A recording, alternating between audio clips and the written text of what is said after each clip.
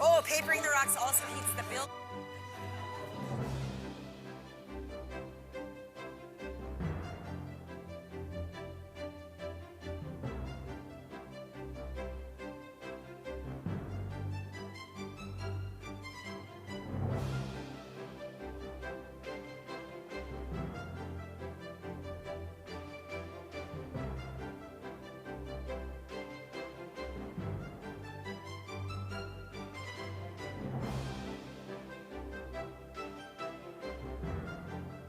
Curling in the small town part of Manitoba is really big in the winter. It's something for the community to do, and it really brings the community together. We can hold annual events like our bonspiels and our weekly nights. It's really something to do for everyone in the community. You can do it from any age.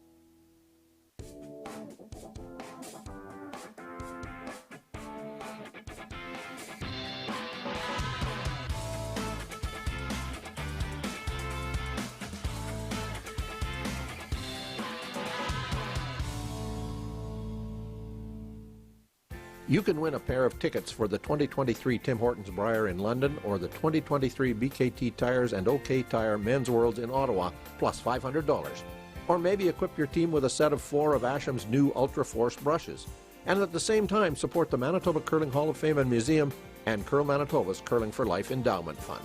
Raffle tickets are available now. 1 for $5, 4 for $10, 10 for $20. Buy online at fundingchange.ca/Curl Manitoba or scan the QR code on your screen right now.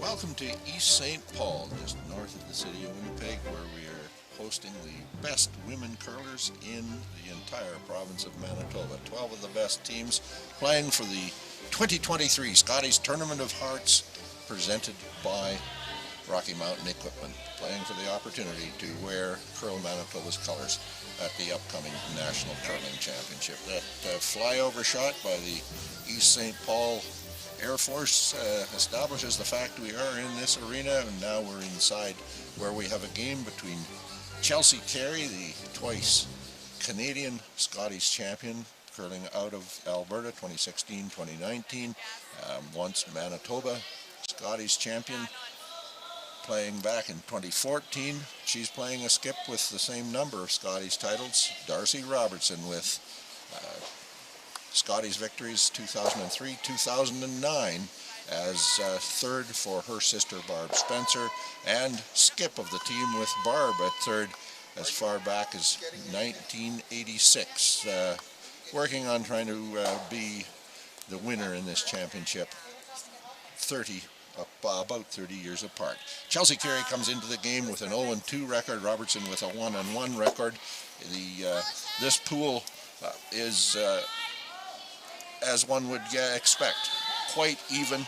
Caitlin Laws has a 2-0 record. Peterson, Robertson, Jensen, Lukowicz, all with 1-1 records. Carey, the surprising 0-2. My name's Resby Coots. Pleasure to be talking to you again today about some of this great curling that's going on. Alongside me is Barry Gorlick, as I described him yesterday, a student of both the art and the science of this wonderful sport of curling.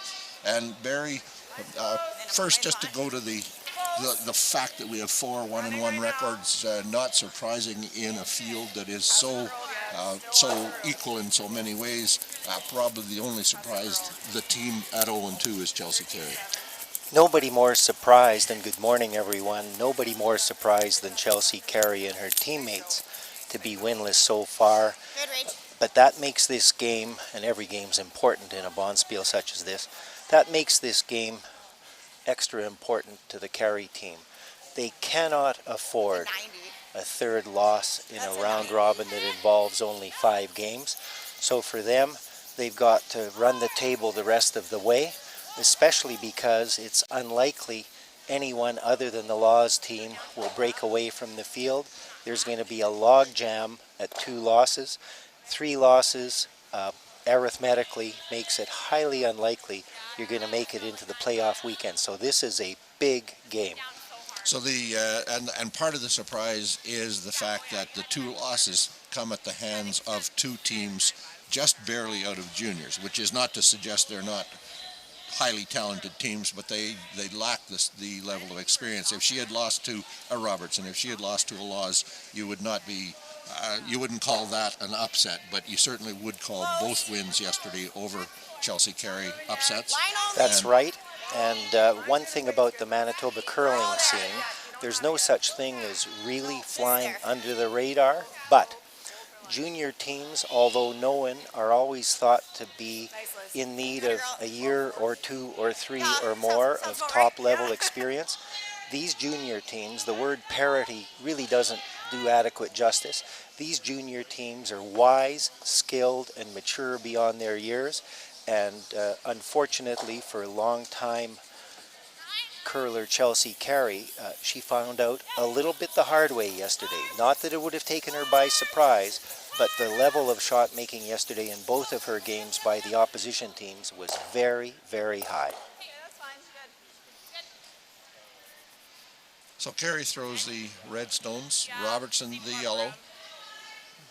Just getting adjusted to the ice. They may find it's a little different this morning than it was yesterday.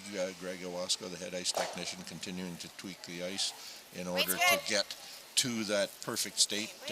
As he told me yesterday afternoon, one of his objectives is to give the competitors here the identical ice surface, the identical conditions from the physical side that they will have at the national championship or the world championship.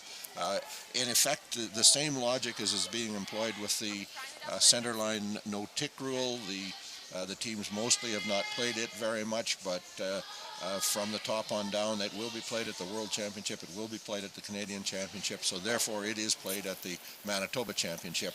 The winner here is going to have had the experience of playing that rule on the ice as close as possible to what the conditions will be at the Nationals. Well said, Resby. Level playing fields really matter in curling, and the fact that as a test the no-tick rule is part of play here at the Scotties and the provincials, and ultimately at the Scotties Canadian Championships, means that by the time the winning team gets to Sweden for the World Championships in March, they'll be very comfortable with playing the no-tick rule. Having said that, we've got a different kind of an end unfolding. Chelsea Carey having hammer in the first end. At the moment, she's halfway through the end, looking at having set up a potential 2-spot, which she would really like to start this game with. No, never. 13-4. Nice throw. You just heard a reference to 13-4. That's the hog-to-hog time. Yeah, I wasn't so sure. starting this early in the morning, we're seeing that the speed of the ice with the first few rocks down the in-turn and out-turn side is roughly a second slower than it can be expected to be later in the game. So even that takes an adjustment for both teams this early in the day. So our team lineup this morning, Kadriana Lott plays lead for the Robertson team, that name better known as Kadriana Sahaidak. She and Colton Lott have had a pretty high level of success internationally in the mixed doubles game. But she's now stepping into the women's game at lead for the veteran Darcy Robertson. The second on the team is Jen Clark-Ruier, the alternate. She's come into the lineup this morning. And the third is Gaëtan Gauthier, the daughter to Coach Kathy Gauthier, and of course the skip Darcy Robertson. And you did see a wonderful draw by Gaëtan Gauthier, drawing to the face of that stone in the 4-foot circle. Each member of the team in their own way, curling royalty generationally, because for those of us of a certain vintage, we remember Darcy Robertson as Darcy Kirkness. So this is a team of second and third generation curlers, and they know the game inside out at every position. So Carey's third, Jolene Campbell with the in-turn attempt to pick that yellow stone out of the rings. She does exactly that, does roll over into the back of the 12-foot circle, so the yellow stone stays in the rings as third shot stone.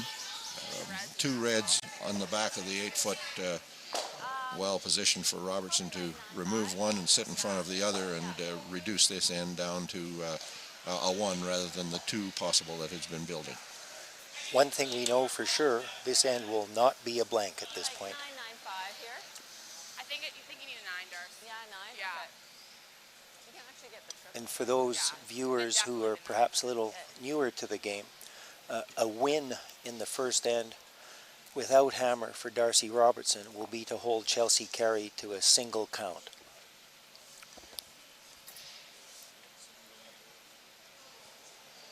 So Darcy Robertson in the hack, she'll throw the in-turn. She wants to hit this rock in the back of the 8-foot circle and roll over to the center line side to sit in front of the second shot stone.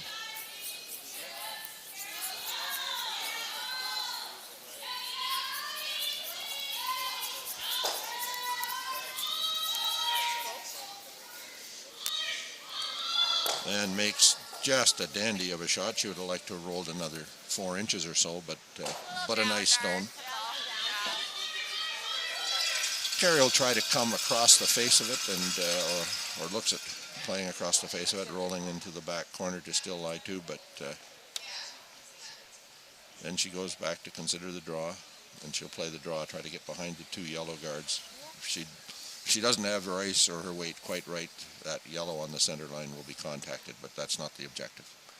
The sharp-eyed viewers this early in the morning will have noticed that it's actually Jen Clark-Rear who held the brush for Darcy on that shot, so there's no rule that says just because you're throwing second stone you necessarily have to be a brusher. And Jen, who's a very experienced skip, having played in the Scotties as skip of her own teams over the years, has been selected to throw second stone, but is actually making the line calls for Darcy on her 2 throws each end. Don't be fooled by the fact that Jen Clark-Rear's jacket has the name Gauthier on the back. I think that's just the Gauthier clan trying to get a little bit of extra airtime. Well, it is, we've seen all through the competition as the substitutes come in, Jill Officer wearing a Laws jacket, an indication that these teams get these sponsored team jackets, but the expense of having an extra jacket for the alternate is just not a good investment when they rarely play. Okay, that's fine. So the draw a little deeper than Chelsea Carey would have wanted. The fact that there are 4 rocks behind the tee line plays to the advantage of Darcy Robertson. It's instant backing which she's planning to play down to, and you'll see throughout the game the objective being to keep both teams' rocks ahead of the tee line. I think same release there too, should be pretty close. So Darcy Robertson now is in the hack, thinking about the fact that she has to select within the early moments of this game the right leg drive, the right arm extension, and the right release to have this 42-pound rock glide exactly 126.5 feet. It's definitely less. Needs it. Won't take less, definitely less. Gotta go! 4! So our sweepers are Gaetan Gauthier, Kadriana Lott, and they want to bring this Darcy Robertson stone full to the 4-foot circle if they can. They're going to pull up just a little bit short into the top of the 8-foot circle, and it does leave Chelsea Carey half a sheet of ice to throw the in-turn draw. And all she has to do this early in the morning, second shot of the day, is to put this rock within that 4-foot circle at the far end, as Barry Gorlick says, 126 feet away. Yeah, I think I can feel the same. Yeah, okay, that's what I was thinking too. Yeah, well, and If we reckon back to our game last night, Barry, when the team went wide, the ice had changed a little bit and they came up just 6 inches short. Shouldn't be a factor here in that this is early stage of the game and ice conditions won't have had a chance to change much since practice.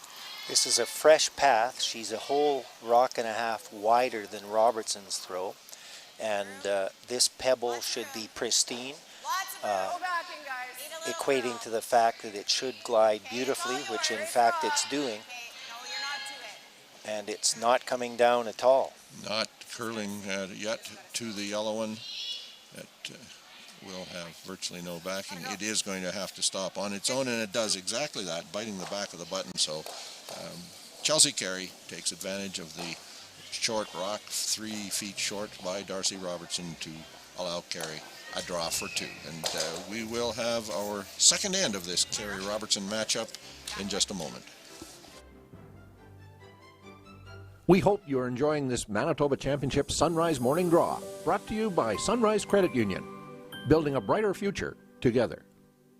Eat. Meet. Stay. Canad Inn's destination centers are your home for hospitality, with 10 locations in Manitoba and 1 in North Dakota, featuring the finest in accommodations, food and beverage, entertainment, banquet and conference facilities, and so much more.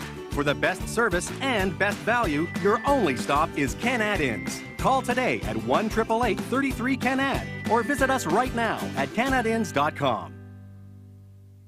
Where can you find handmade pizza, classic burgers, scrumptious salads, the finest Manitoba-sourced fried chicken, and so much more? Chicken Chef, bring your appetite. We'll take care of the rest.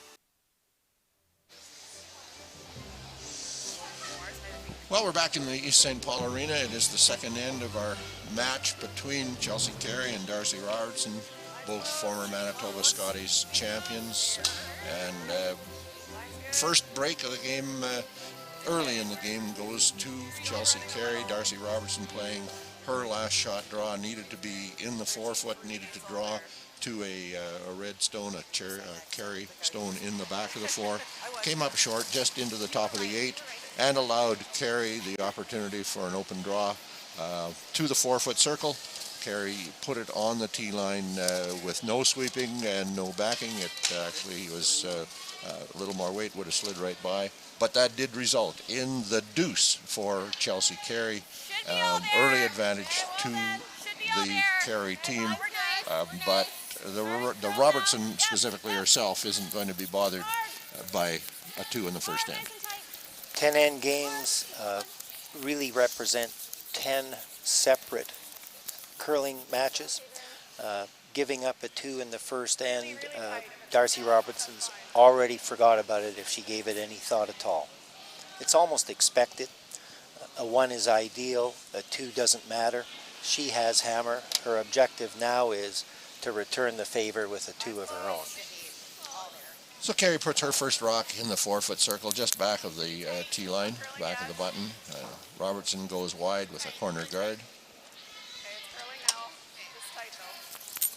Carey will play tight to the rings, even into the top of the rings.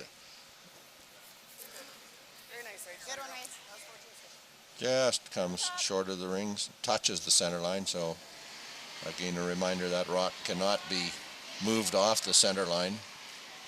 Yet it can be moved off with the sixth stone of the end. Line's good. Be close. Okay, got room right now.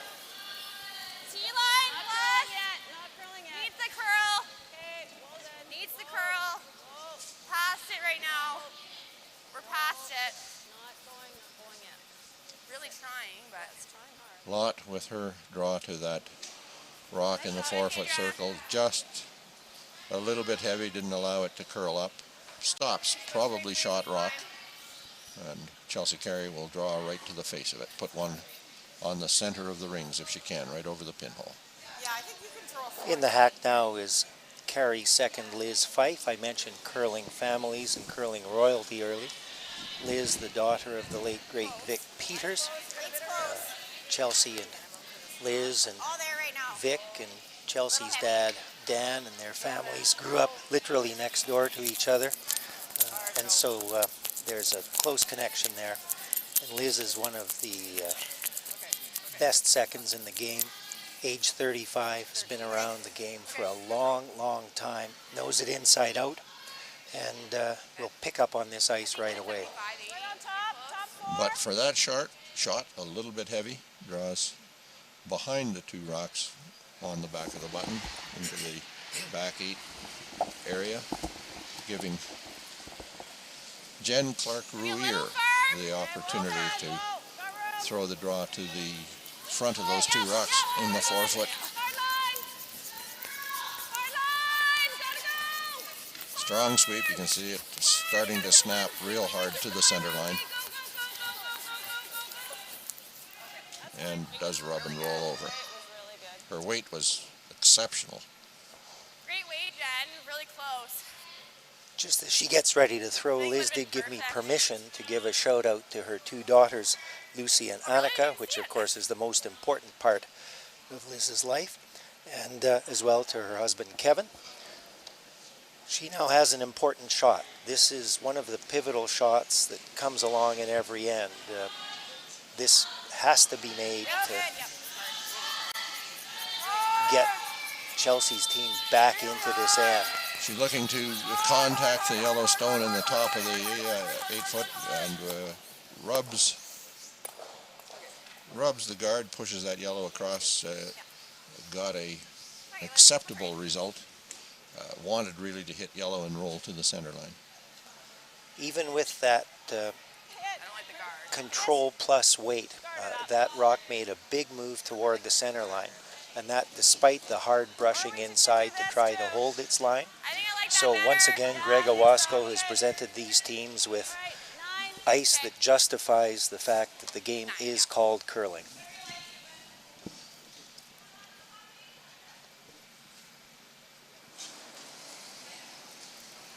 Jen Clark-Ruier now with an outturn hit. She's going to play yellow onto red in the back of the 4-foot circle. Try to roll a little wide. It's going to over curl, get to the nose of her own stone, and roll over. That's either an indication of more curl than they anticipate, or the fact that Jen hasn't been playing quite as much and is maybe turning that in, out-turn over just a little bit in her release. Like 14. Yellow with shot rock.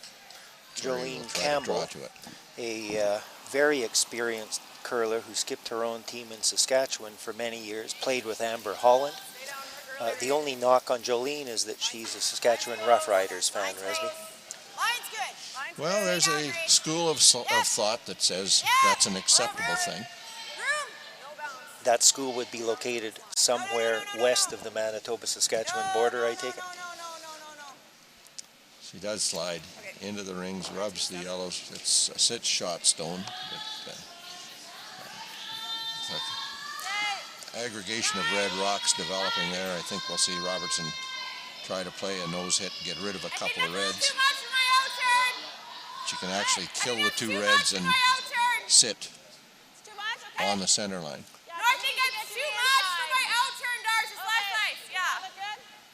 This is interesting. It's essentially the same path that Liz threw down, and Gaetan has actually asked for less ice than Darcy was originally going to call, probably reflecting back on all of the movement in Liz's stone. But the weight that Gaetan has thrown is significantly more than Liz's. It's tracking beautifully. Does make the double contact, not the double kill, but yellow lies 3. They won't mind having that red stone just at the back of the 4-foot because it's going to make it more difficult to clear that area of the yellow stones.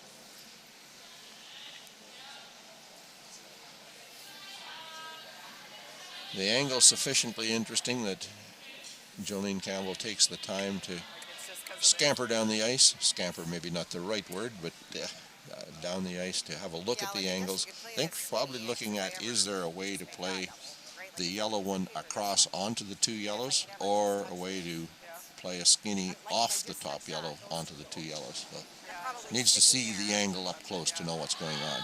I don't mind that. Like, If you throw it hard and just clip the top one, all 3 rocks go, but you've got to throw it hard. And she's taking the in-turn right up the center line. So my guess is we are going to see that. Like if I miss it, I get the back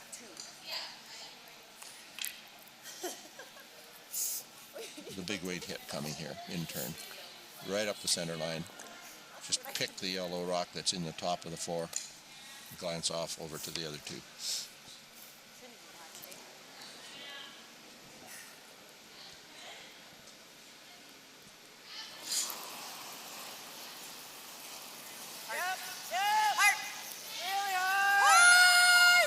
So that rock's underway, and it does have the weight that we talked about, but even with that weight, a remarkable amount of curl. And no yellows leave the rings. A red jam, as Barry predicted a while ago, and that throwing rock with a lot of momentum rolls right across. So we see Team Robertson with last rock, and 3 rocks in the center of the rings. Keaton Gauthier will throw, after throwing the pretty big weight hit with her first, will throw draw. Where is it? Heavy? Take it off, Darth! Can you take it off? Yep. Come through the hole like So she's going to curl across, hard. and will contact one of her own yellows and roll back to the center line. That rock made a hard left turn from the hog line in. They were actually initially thinking that they'd need a tick on the outside yellow to help it lose speed. But the amount of curl from the hog line in past the break point is the most we've seen so far this week. I agree. I think that looks better now.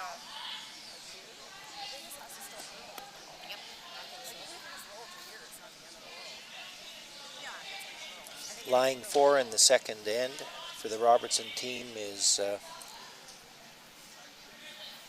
pretty good indication of the fact they've come here to play. And an indication, first end and second have told us there will be rocks in play. There will be plenty of offensive play. Chelsea Carey is going to throw up the center line, two yellow rocks, 2 Robertson rocks, positioned for a double kill and roll over in front of the other 2.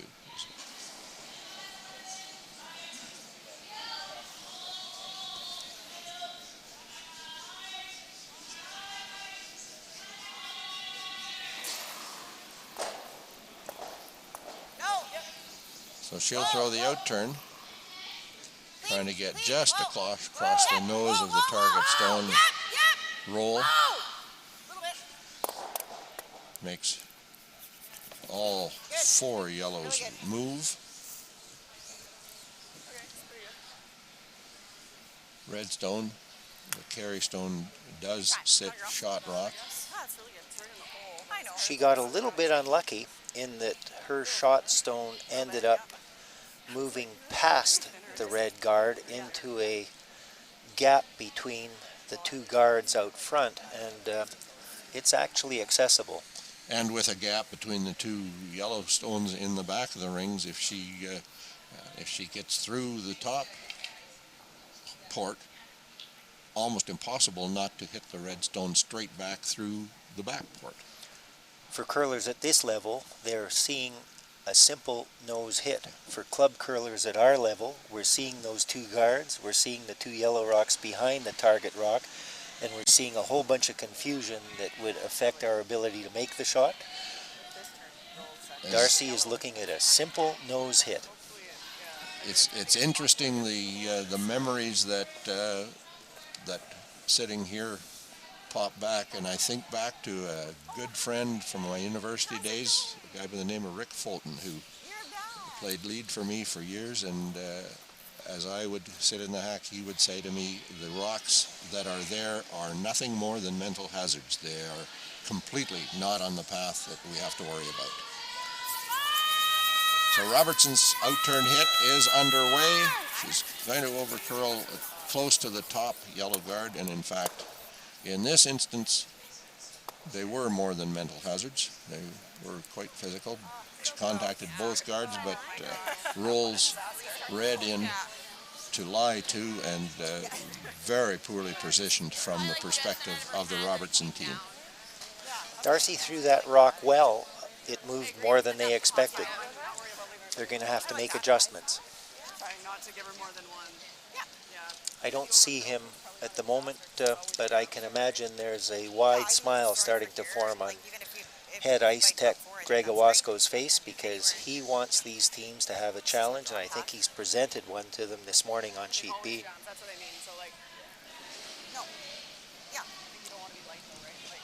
As we make these calls, and again you hear Chelsea Carey saying, what do we do to make Darcy Robertson score one? We're not talking about trying to score. If there is a Carey score, it will be because of a miss by Robertson. It's not an attempt to try to score as much as it is an attempt to force Robertson into a position where she must throw facing 2 or 3, and then if a mistake happens, they take advantage of it. In our other games, Caitlin Laws opened with a 3 against Katie Lukowicz. They're playing the second end at game 3-0 for Laws. And 2 ends complete, Peterson and Jensen. Peterson with 2 in the first, Jensen with 1 on the second. That game 2-1 for Peterson, playing in the third. So Chelsea Carey's in the hack to throw her final stone of this end.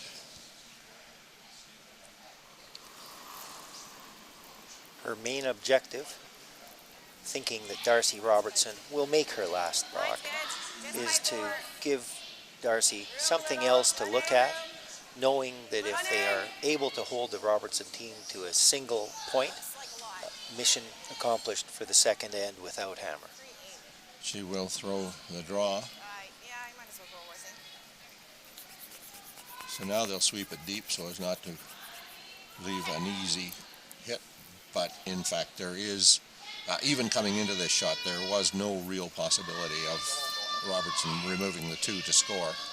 And that really solidifies the fact that Robertson now draws facing 3.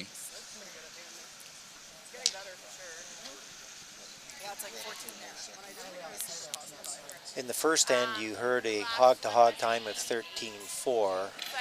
Chelsea just confirmed to Jolene that it's sped up all the way to 14 seconds hog-to-hog. We'll take a time on this draw of Robertson's. Having come up a little light in the first end, if Robertson were to make the same throw now, it's probably T-line weight.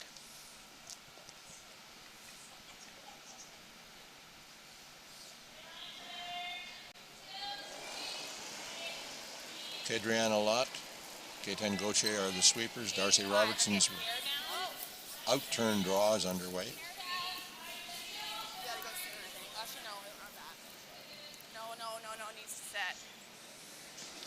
Cannot be thinking about backing. 13-4. It's actually a little bit warm. And she is going to slide deep to the red stone in the back of the forefoot.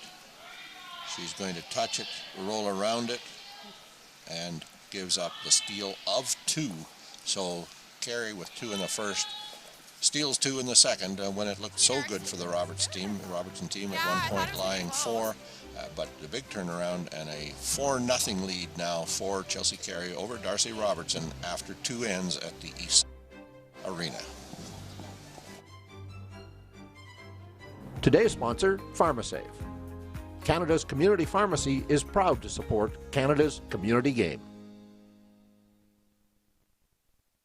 Asham Curling Supply.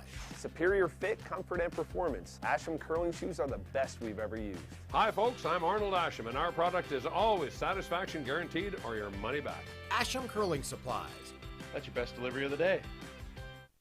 You can win a pair of tickets for the 2023 Tim Hortons Brier in London or the 2023 BKT Tires and OK Tire Men's Worlds in Ottawa, plus $500. Or maybe equip your team with a set of 4 of Asham's new Ultra Force brushes. And at the same time support the Manitoba Curling Hall of Fame and Museum and Curl Manitoba's Curling for Life Endowment Fund. Raffle tickets are available now, 1 for $5, 4 for $10, 10 for $20. Buy online at fundingchange.ca/Curl Manitoba or scan the QR code on your screen right now.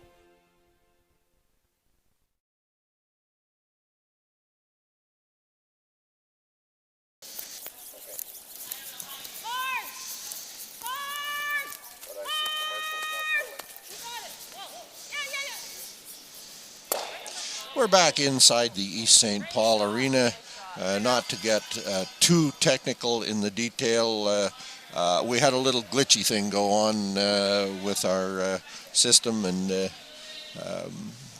couple of really sharp young men who know way more about this stuff than Barry Gorlick and I do twiddled a couple of dials, tweaked a couple of this on Framers's, and the net result is we're back. We've had 2, 4, 6, 7. This is the 8th rock of the end now in play. 9th rock of the end. First of 3rd stones by Jolene Campbell. The end evolved pretty much as you would expect. The CAREY team playing the center, the Robertson team playing the corner guard, and the biter up in the top corner of the rings. But as we sit now, CAREY trying to draw to the shot stone on the back of the button, which is behind 2 red stones, that red rock you see, plus a red guard about 3-4 feet in front of the rings. And we're all caught up. We have Gaetan Gauthier getting in the hack, Robertson trying to figure out how to rebound from a couple of deuces. The first one not a surprise to her, the second would be a real disappointment, and down 4. Down 4 this early in the game, still not so far down that the Robertson team cannot come from behind. They won't change their strategy too much, but they're going to have to start thinking a little bit in that direction. The first thing they have to do is forget, as they already have, that last rock missed by Darcy. Thinking back to it, what's interesting is in the first end, she threw 13.4 seconds and barely reached the top of the 8-foot with brushing the whole length of the ice.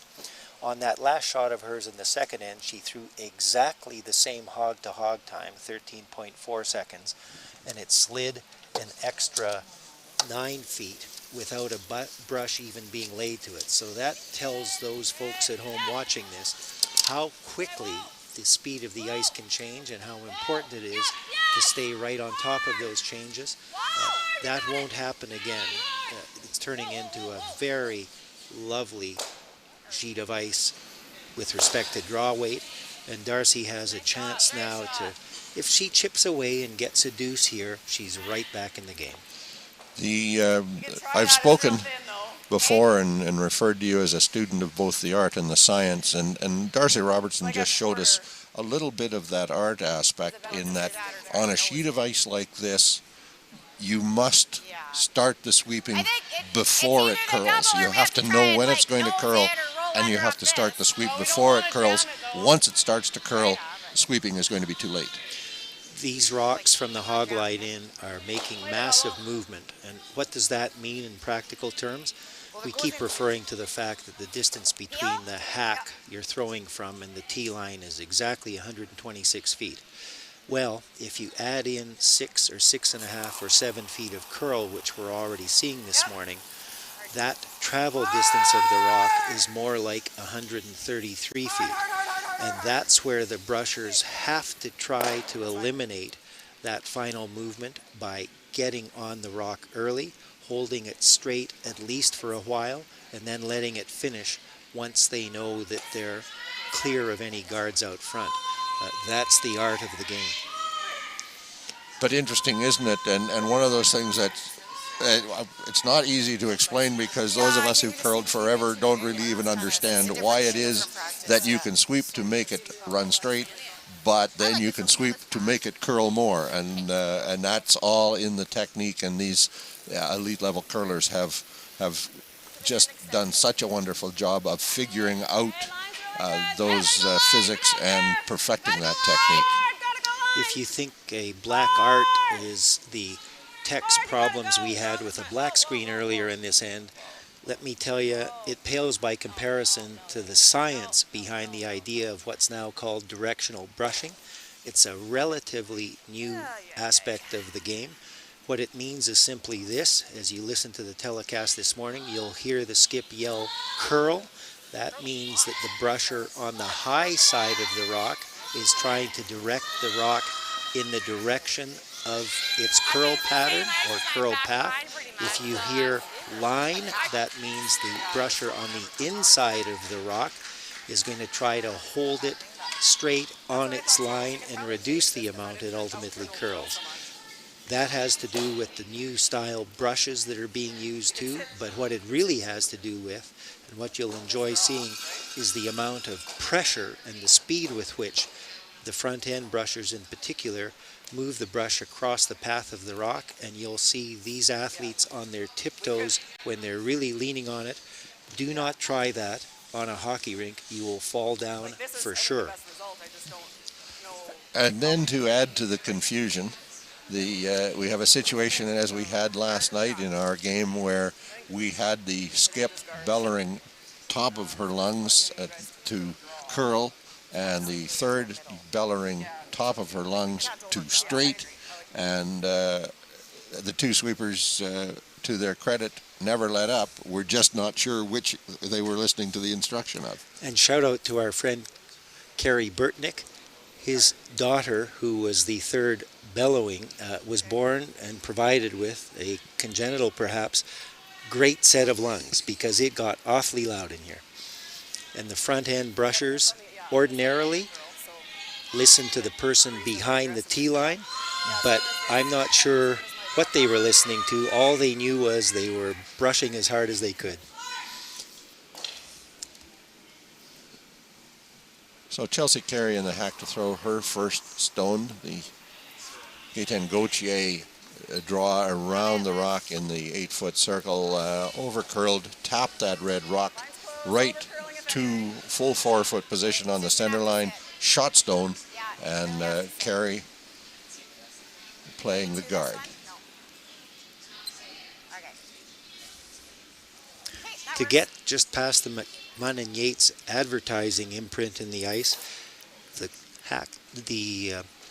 hogline to hogline time on the rock that Chelsea just threw was 16.3 seconds. So this ice has really got its speed now. So that guard does over curl. You can see that Jen Clark-Rouier has her brush right at the edge of the 12-foot, which naturally is linked to the idea that to get to the button, you've got 6 full feet of curl. It's not a good look from the hack with the amount of curl in the ice already, and Darcy's coming back down the sheet, not to second guess herself, but to think about options.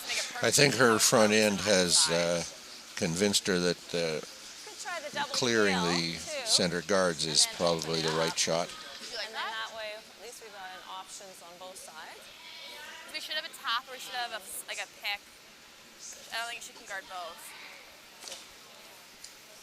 We should have at least a shot for 2 with this way, I think. We can make the double peel. Yeah, almost.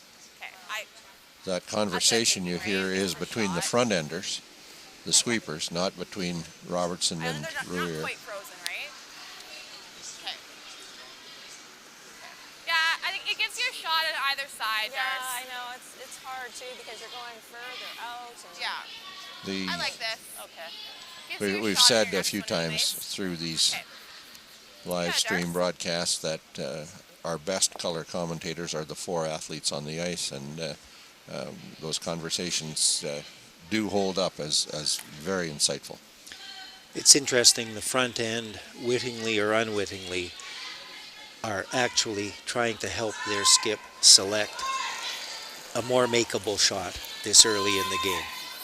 They know their skip well, and they know that Darcy will benefit from a perfect throw here. Out-turn down that center is going to get the nose hit. She's going to kill the 2 reds. Well, 1 red leaves a red covering the in-turn side. Chelsea Carey now just simply has to cover the out-turn side and will leave Robertson nothing but a straight run back on a yellow rock high halfway out to the hog line.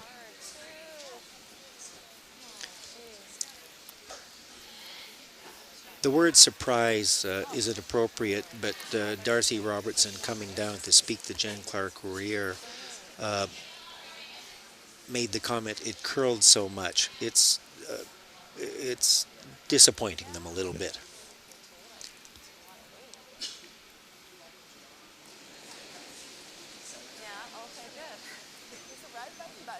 So they've talked about the guard. They've crossed their mind a little bit to play right in. Would you play right in here, Barry, if you could come right to the top of this red stone? With a lead of 4-0, why not? As it seems to me, if they get the guard onto the red rock in the top of the 4-foot, they leave the opportunity for Robertson to draw a little wider and come to the yellow rock in the back of the 4-foot, in which case they end up with the single anyway. So throwing it right in on top, tapping the red one deeper to the button, to the tee line, probably works. And if it comes up a little short, the pro miss is short, that's okay too.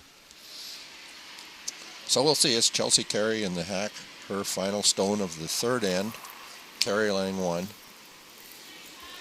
Robertson with last rock. That outside draw is wide out, but communication is lines close. And here it comes. As it comes toward the hog line, you begin to see the curl. She will play that guard just off the center line. No chance of the hit on the red to pick it out.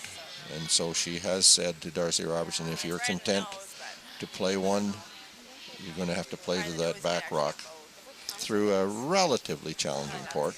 There's two ways to get to this, taking wide ice, or taking wide ice but putting a little more rotation on the rock. An extra rotation between the hog lines will cause the rock to track a little straighter. And frankly, she just doesn't like the look or the feel of that wide draw. And she's looking for options, but they're pretty limited. So it's back to the wide draw, edge of the 12-foot, based on the rock that Chelsea Carey just threw. Darcy's going to need to add some rotation to somehow try to get this rock to track straighter than the ice is providing. Extra rotation, extra weight, and despite the amount of curl we're seeing in the ice, a very real risk that with those two added, that she rubs that wide yellow guard. Coming all the way back to our discussion about the art of the game, this is going to be a very well experienced, very educated guess.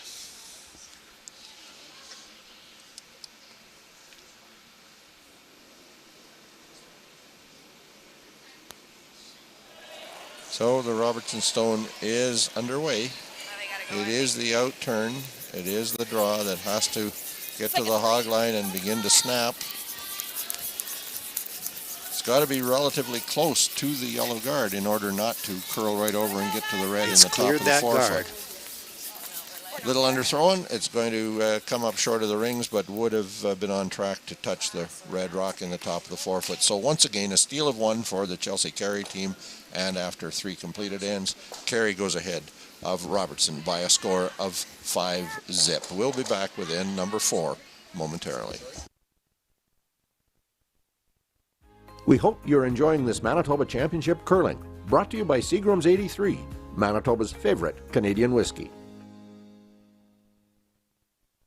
At McMunn & Yates, we've always believed that good neighbors make for better communities. McMunn & Yates has everything you need for your next project, right at your fingertips. And McMunnandYates.com will always be there, ready to help.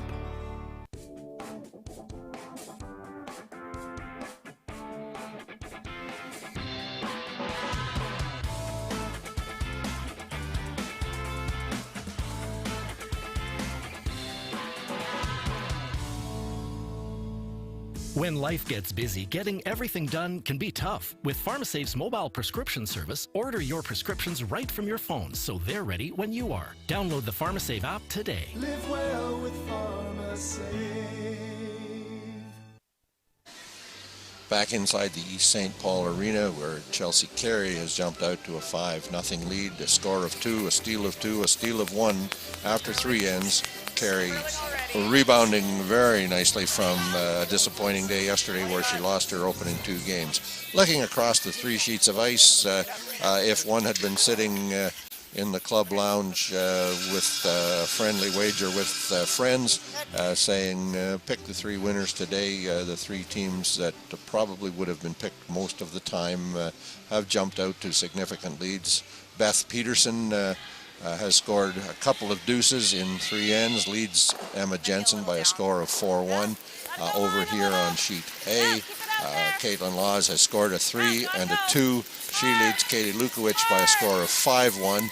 And here in our game, Chelsea Carey has jumped out to that 5-point lead. So going to be a long day now for Darcy Robertson and her team. They do have lots of time. It's a 10-end game, so 7 ends to play, and they need to focus on scoring a 2.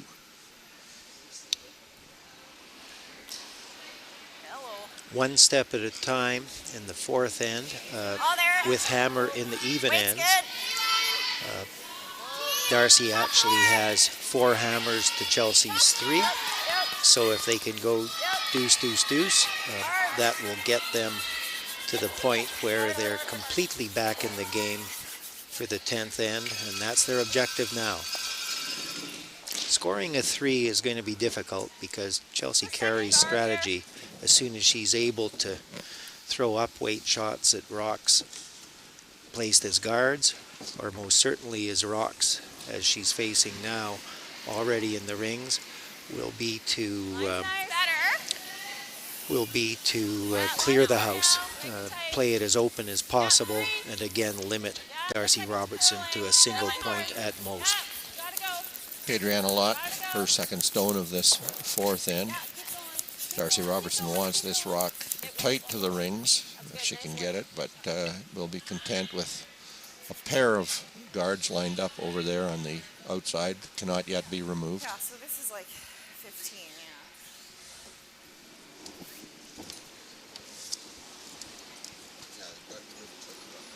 You just heard the comment, the draw weight that Liz Fife is being asked to throw is more like 15 seconds hog to hog, so we're now to the speed that we saw during the final ends of the games last night, and these teams just love ice that runs that well.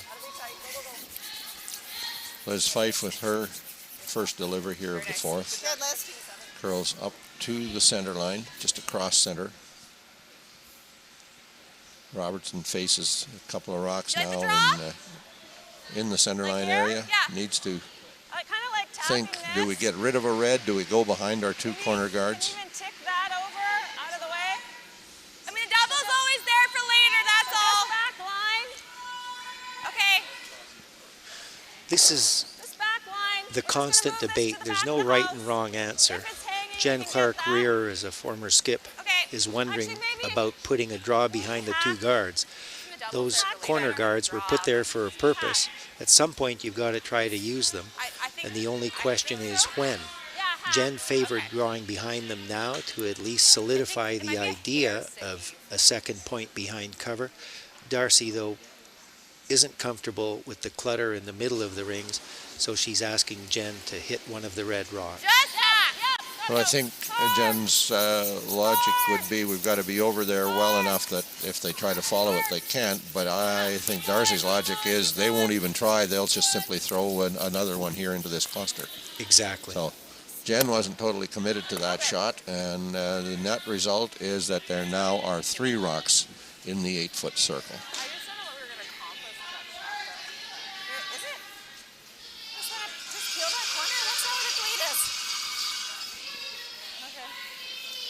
Running that yellow one. Okay. 4 feet. Yeah.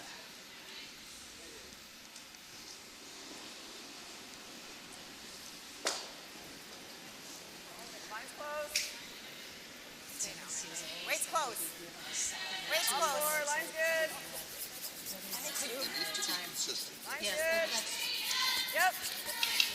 Top 4. Liz Fife's second stone of this end. Out-turn draw. She's going to go right around the yellow. I think Chelsea's idea was that she would be a little wider of the center line, but Liz has slid a bit deep back of the button. At a certain point, and we may be at that point, there are simply too many red rocks in the rings to ignore, especially if the objective is to score more than 1 point.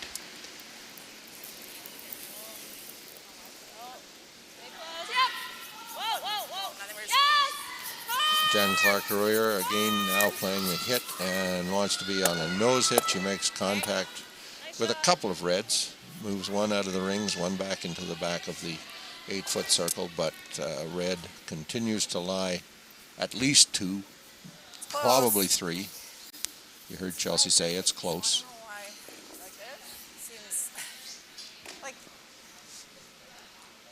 Can I make that yellow? You can, yeah. Yeah, I mean, it's 5-0, so. What is it, 2/3? Yeah, 2/3 is pretty close. So that's an interesting comment. Playing the scoreboard, 5-0. Yellow rocks, no matter where they are, the focus is to remove them. And if she jams them into one of the rocks in the back of the rings, they don't mind losing a red.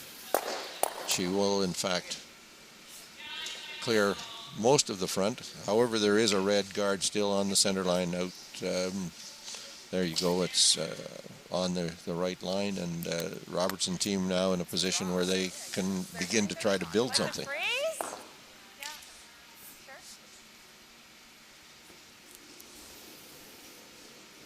I don't love that.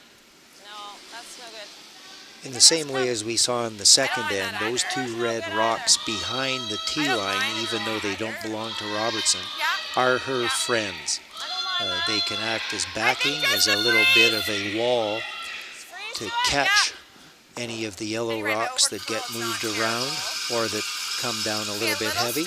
So they are playing down to the tee line, and it's not a bad thing to play a freeze directly to that red rock behind the tee line. That'll be very difficult to remove. Okay, make sure. Okay, yeah, So it's Gaëtan Gauthier. The wide in-turn draw. Begins to curl as it approaches the hog line. And she does need to curl it deep into the 4-foot. She's going to come up to her own stone. In fact, won't even make that distance-wise. Stops just short of or biting the front of the rings on the 12-foot on the center line. What we're seeing is a team fighting the ice. It's as simple as that. They're not feeling it yet, and in many ways the 5th end break can't come soon enough for them to regroup. Like the same thing? Like I was thinking a hair high with the intern. Okay.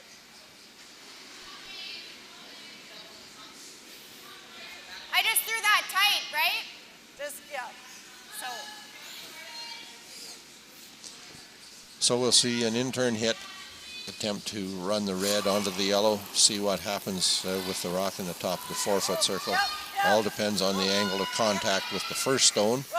It will not quite get to the nose of it. Good. Very nice. Chips everything off the center line. Yeah, I just needed to throw it better. Yeah, I was just good. Don't want to group them. I think can I get second going around the corners or no? I just don't have to be grouped. So Robertson with a lonely yellow in the 4-foot. Couple of reds in the back of the 8. I like it. Okay. And now they will try to put one behind those 2 corner guards that they set up early in the end.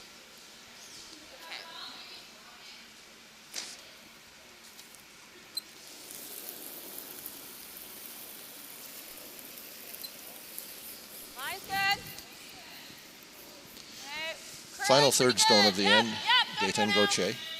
Hard. Yeah, can't hurt it. Can't hurt it. Hard. Whoa. She'll slide by the guards. Just to the tee line, fully in the 12-foot circle. So the guards have come into play, although it peeks out a little on the outside.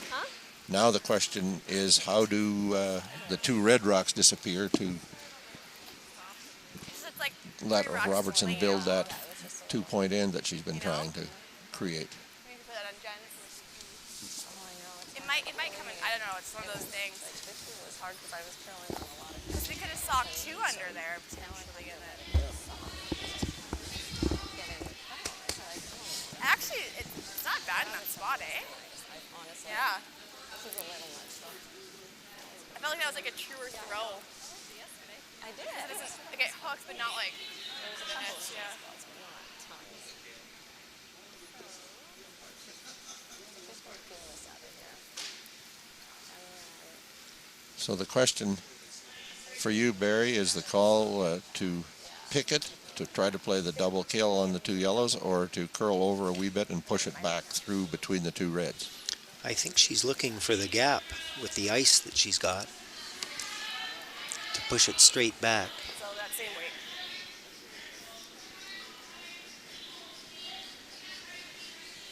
She won't be unhappy to lose one of the 2 reds. So long as the yellow leaves as well. No. Liz, That appears to have been flared a little bit wide. The only thing she's going to get now with some curl is to get the double kill. In fact, does the Robertson team a huge favor by removing one of the red stones in the back of the 8-foot. The nose and different. We have a double. What do we do here? Do we ever just do that? Tap? We'll allow you to analyze what just happened there, Mr. Gorlick.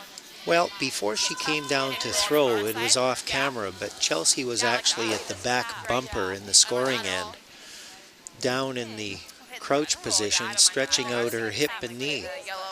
I'm wondering whether she's feeling something, because that was not a vintage Chelsea Carey throw, and I'm a little worried that maybe she's hurt herself.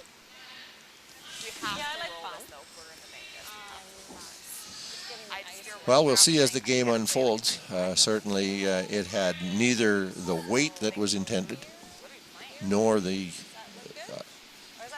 line of delivery. I don't know about this. I think we have to play like 9-5, don't we? Yeah, 10 might be better. I don't mind calling a time if we're playing that way. No, I think let's keep it down. Keep it down. Yeah, a little less. Yeah. I think we're playing I think we gotta play way more weight than this. Darsh, what kind of weight are we playing? Huh? What kind of weight are we playing? Bump, I thought. Oh, you don't want to play full hit weight at this? Huh? Well, you think 10 is better? Yeah. Okay. That's what I was kind of thinking, but. Okay, yeah, you could. Yeah, that's true. Okay, let's do that. Okay, that's all. I'm just thinking, because it's a chance, I think a better chance at rolling, that's all. Yeah, let's play 10. We're going to cut the ice down. Yeah, we're going to play 10. Play 10. A little less. Yeah. Yeah, I like that. A little less even. I think that's good. So with input from the sweepers, Darcy Robertson again changes the call. Well, you got to hit the outside, so you should be okay. Calling now for control weight, 10 seconds hog to hog. What's prompted this? The sweepers are being challenged by the amount of movement in the ice with down weight shots, and they're just not confident that they can hold a rock that starts to bust. And so they've asked, and this one is actually thrown a little softer than the sweepers expected. They're going to have to sweep real hard to keep it straight. They are going to keep it straight. They're going to get the center line side, and they are going to make that straight back tap, but leave the red stone as second shot rock. Just down, but it would have ran. And the shooter, unfortunately, rolled too deep to be second, which is not the outcome they had hoped for. It shouldn't do a lot here, I don't think. No. Does that look close to you? Yeah.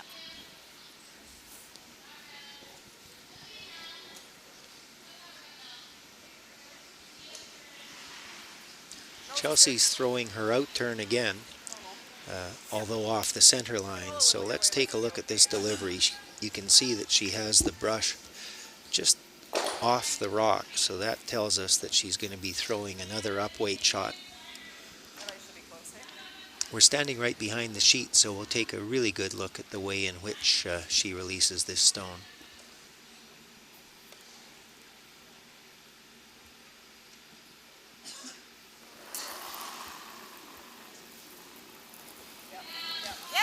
That release is very good.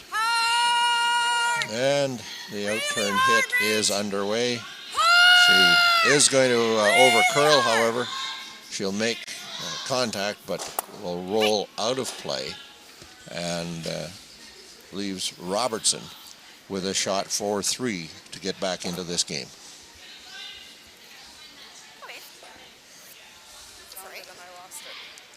Now the Robertson team, if Darcy's able to make this shot, can actually look forward to the 5th end break as opposed to needing to use it to regroup. A 3 that sort of materialized from nowhere. A few half shots, a couple of misses, and a 5-3 score looks a lot better than a 5-1 score at this stage. Only 4 ends in, not even halfway through the game.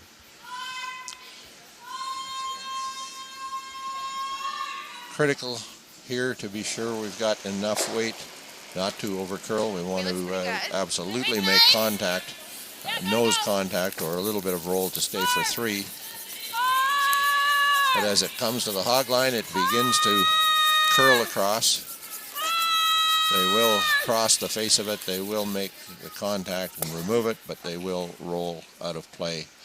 Opportunity for 3 turns into a 2, and they cross the face and roll out. So it is now 5-2 for CAREY over Robertson as we go to the 5th end.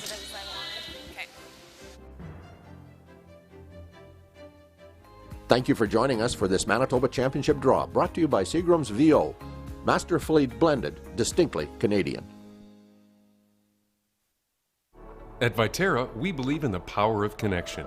Our world-leading agriculture network connects producers and consumers to supply top-quality food ingredients each and every day. Our team takes great pride in working closely with farmers to help feed the world. It's something we've been doing for over 100 years. And as an industry leader, we're dedicated to playing a critical role in meeting the needs of a growing world. Because together, we're stronger and achieve more. Asham Curling Supply. Superior fit, comfort, and performance. Asham curling shoes are the best we've ever used. Hi folks, I'm Arnold Asham, and our product is always satisfaction guaranteed or your money back. Asham Curling Supplies. That's your best delivery of the day.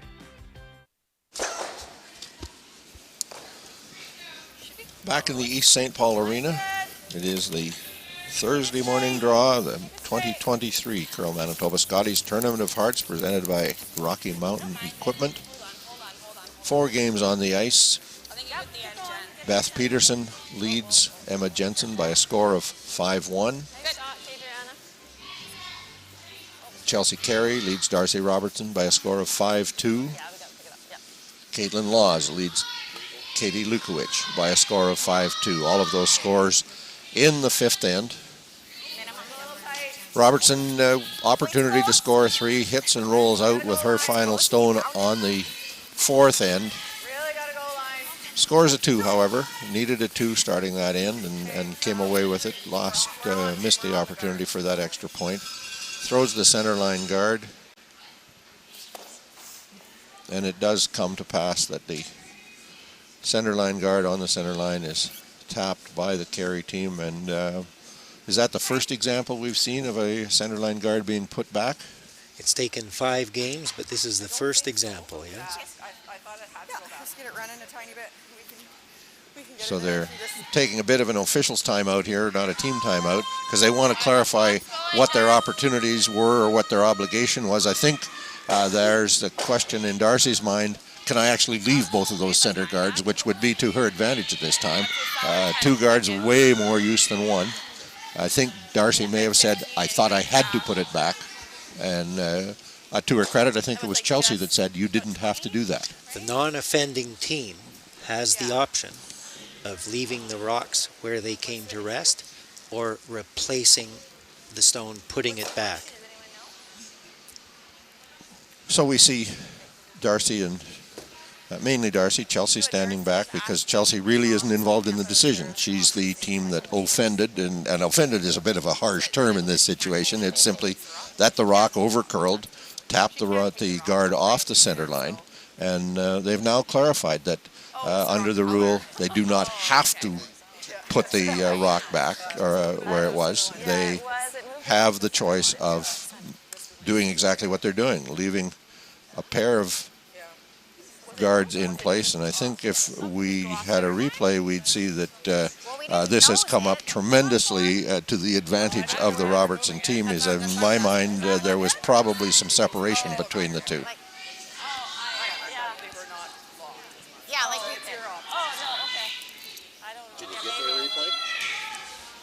The World Curling Federation rule is quite clear, straightforward. If the rock is touched as this one was, in the same way as a burned rock touched during brushing, the non-offending team has the option. Here's the replay.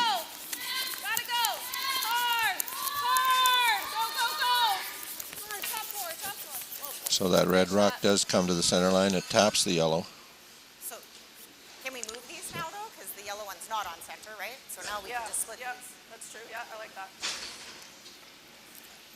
Interestingly, the mistake, if you will, and that's why the rule is being tried at the provincial, so that by the time a team gets to Worlds, they'll be comfortable with it, was Jolene Campbell, without hesitation, kicking their own shot rock away. The first slight error is just stop, take a moment, knowing that this new rule is in place, and figure out how the rule applies. Because of placing the rocks in exactly the same position becomes difficult unless you're really paying attention. So that was a brilliant call by Jolene Campbell to play the tick shot, knowing that they probably jam red onto yellow. The red had to stay touching the center line, which it did. But it clears things up considerably. Yeah, I think so. Just get to nose and tap it. Is that too tight? Okay, just straight draw then, straight draw. Should swoop in there. I think just, yeah, just straight. Yeah. Yeah, I like an 80. Net effect, Jen Clark-Rear throwing her first stone of the end. But pretty close. Okay, we can come around too. Yeah, not around. It's not around. It's not around.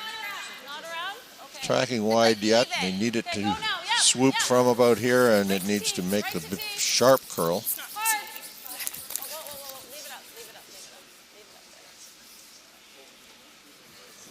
She will draw to the corner of her own stone, leaving Chelsea Carey the opportunity to make a double kill, a little risk of jamming over onto the red on the side, but the visual on the rings is a little bit distorted, and I think the yellow will roll under the red.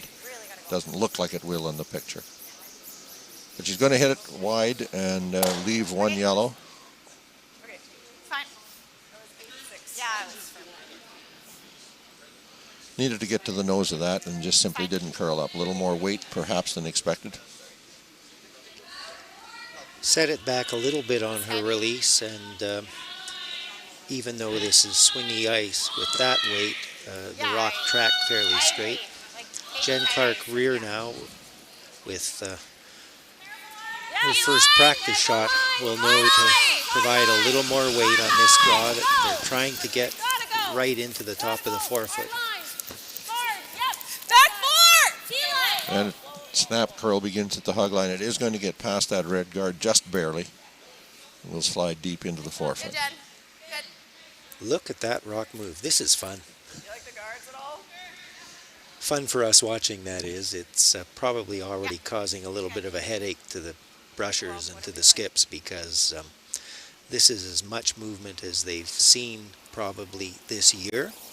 And it's a lot more movement than they saw during their 2 games yesterday. So whatever they learned yesterday, out the window.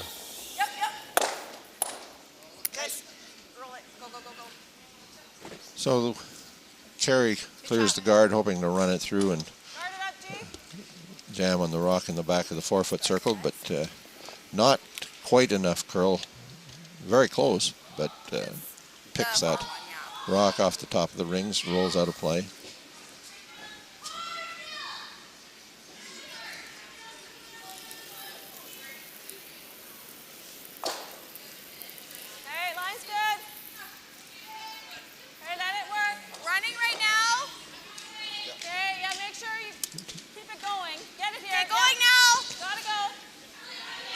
Kaden Gauthier with Hard, yep. You gotta keep it curling. Keep it curling. that in-turn draw. She needs it to curl it across the center, get it to 6 or 8 inches across the center. She's got pretty good guard on that. It will still be accessible on the outside, but Carey will play the open one up the center line with the out-turn hit for Jolene Campbell.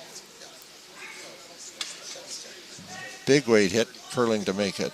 No, she's playing the top guard. I was completely misspoke myself. That's why I remain silent. It's very gracious of you. That's a conservative play, keeping in mind they have hammer at this stage of the end. Chelsea Carey's not too worried about a couple of yellow rocks in the rings. What she is worried about is a guard that is going to protect those rocks, so she played it off. She doesn't want to mix it up too much with Darcy Robertson in this end. She'd like to get 2 to make the score 7-2, but if she's held to a single, 6-2 isn't a bad way to enter the 5th end break. Robertson guard. Over curls a little bit. I have a hair less. Yeah. Just roll it over here. Although that guard looks as if it's helping on a sheet that's this swingy, the rock at the edge of the forefoot, especially with the board weight that Jolene Campbell has asked for, is vulnerable. And show her in-turn hit designed to hit and roll back across center, partially buried. Liz is sweeping hard inside to hold the line. But will not, and it's probably the worst possible result in that the red rock rolls into the top of the 8, taps yellow back 8 foot, and Robertson team lying a 2. Jolene's mad at herself. The weight was a little bit down from board weight, and with that amount of curl, the fact that she clipped an inch of the guard is purely weight related. Otherwise, she threw the rock well right on line. Chelsea was expecting a little more weight, and the brushers were too. Liz jumped it from the moment it left Jolene's hand.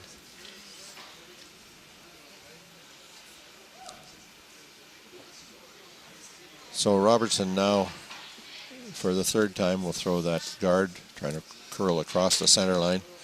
Needs to be a better guard than what the previous shot was. Giving the Carey team 2 opportunities on that rock is probably one too many.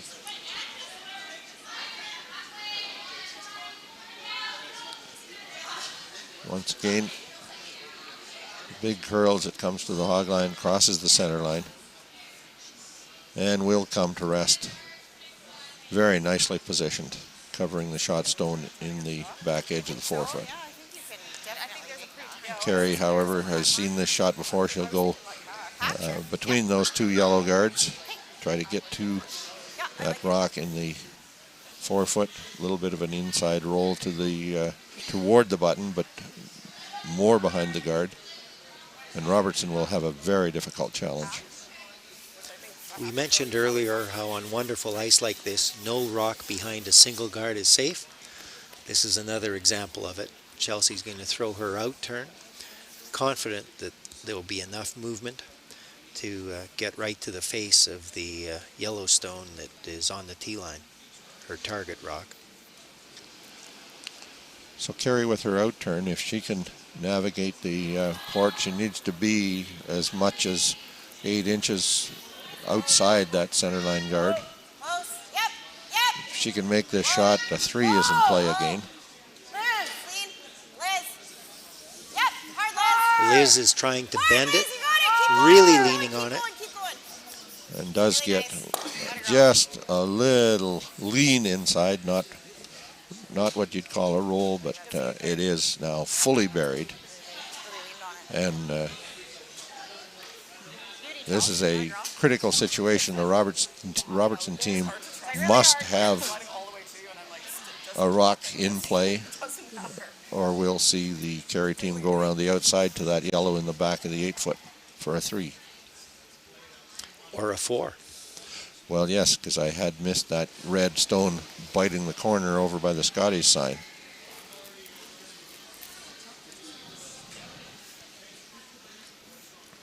Rocks biting the 12-foot shorten curlers' lives.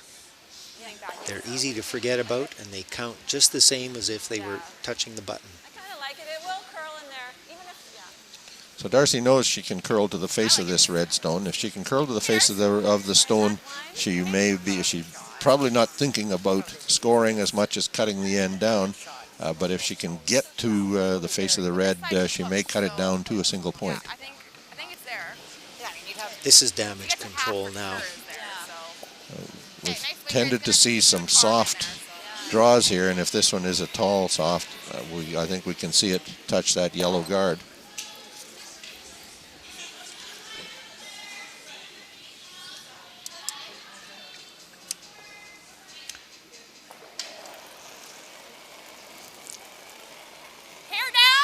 So Carey with last rock. Robertson throws her final stone of the end.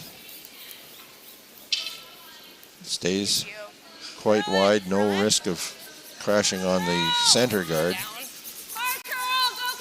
She pulls it past and will get very nicely to the face of the stone in the forefoot. Taps, rolls in a little bit. Question now for Carey is how do we get a second, and how we get a second is by coming through on the in-turn side, trying to get an inside roll off that yellow stone behind the button, or behind the forefoot. Unless you're going to be solid hack, I think. No, I think just backline to hack. Okay. Good. This side's a little bit more patient. It's very, way more. This is another touch shot, a weight control shot. You've heard them refer to the fact that it's going to be down weight, hack weight, maybe backline max. And that's going to mean that Liz Fife is going to get another 18 or 20 second hard workout holding the rock on line.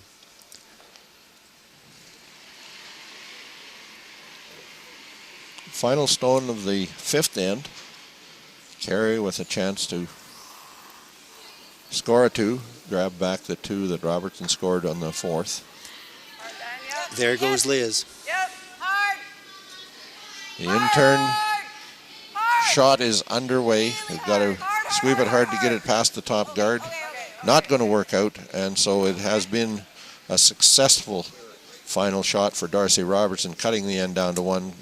Carey not able to duplicate and scores a single, but does lead Chelsea Carey over Darcy Robertson by a score of 6-2. Looking at the other games before we take our break, Laws scored 2 in the 5. They're into the sixth end. That is a 7-2 lead for Laws over Lukowicz.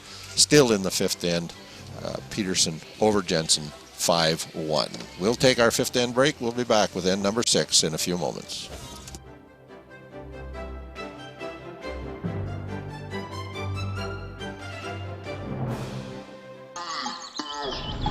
Why not? Just watch. Why not? Keep scrolling, I slide. Why not? As a broadcaster and Hall of Fame football player, I'm constantly in the lab of life. For 15 years, my friends at Knott Auto Corp have been pioneers as well. Why not? Introducing Winnipeg Car Lab, custom car wraps, graphics, and auto Why services. Not? Winnipeg, why not get in the lab? It means coming together, helping one another, being there, showing support.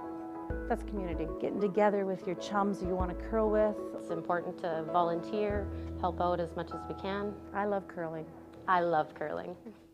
RME, proud sponsor of Curl Manitoba and the Scotties Women's Provincials. With 10 locations in Manitoba, RME is your preferred Case IH equipment dealer. RME, right by you. Curling in the small town part of Manitoba is really big in the winter. It's something for the community to do, and it really brings the community together. We can hold annual events like our Bonspiels and our weekly nights. It's really something to do for everyone in the community, and can do it from any age. Eat. Meet. Stay. Canada Inn's Destination Centers are your home for hospitality, with 10 locations in Manitoba and 1 in North Dakota, featuring the finest in accommodations, food and beverage, entertainment, banquet and conference facilities, and so much more. For the best service and best value, your only stop is Can-Ad Inns. Call today at 1-888-33-CAN-AD or visit us right now at canadinns.com. Where can you find handmade delicious pizza, classic burgers, scrumptious salads, and the finest Manitoba-sourced pressure-cooked fried chicken? From small towns to big cities with 38 locations, Chicken Chef is comfort food you can count on. We're your made-in-Manitoba chicken choice, and pizza choice, and salad choice, and so much more. Chicken Chef, bring your appetite. We'll take care of the rest.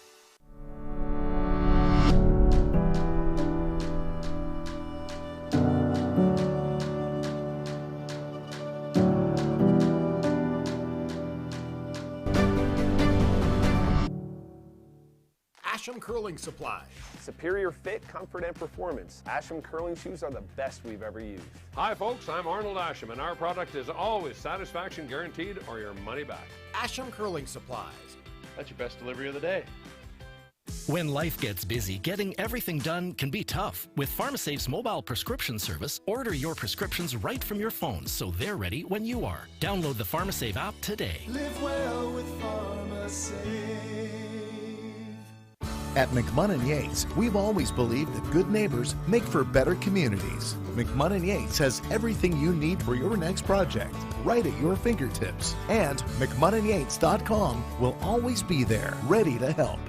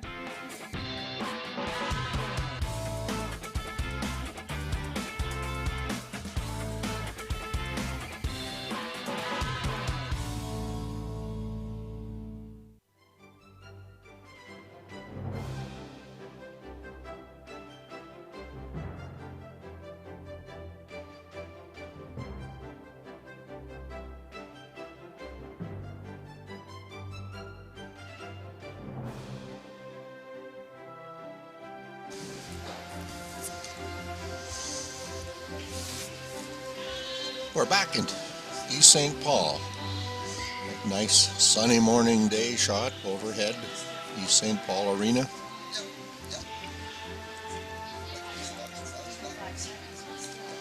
First shot of the sixth end is underway. Rachel Erickson asked to play to the center of the ring. She'll slide right into the rings.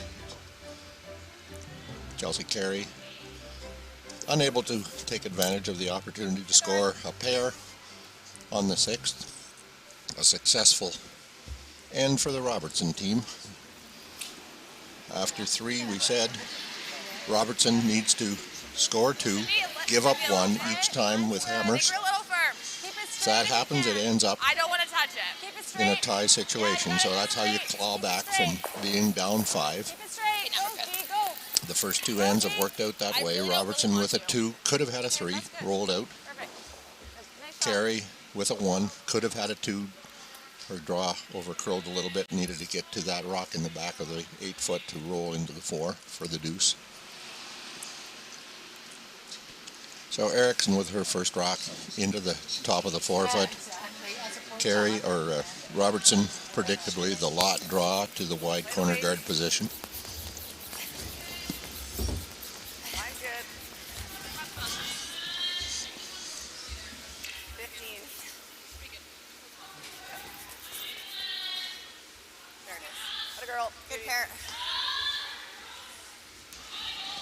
And Erickson with that next rock into the top of the rings. The typical start to the ends, as we've seen most of these games, once the team is trying to claw back from behind. The team that's leading throwing first, going to the center of the rings. The team that is trying to claw back into the game going wide. Gotta get it back here. Back. Back. Gotta go. Oh, not Careful, I think through, we're though. really close to through. Looking good though. Yeah. I think we're really close to through. That's fine. Good There are job. no unimportant ends in a game like this, but for Darcy Robertson's team to come into the second half of the game playing strong is pretty critical. Kind of hung there a little bit.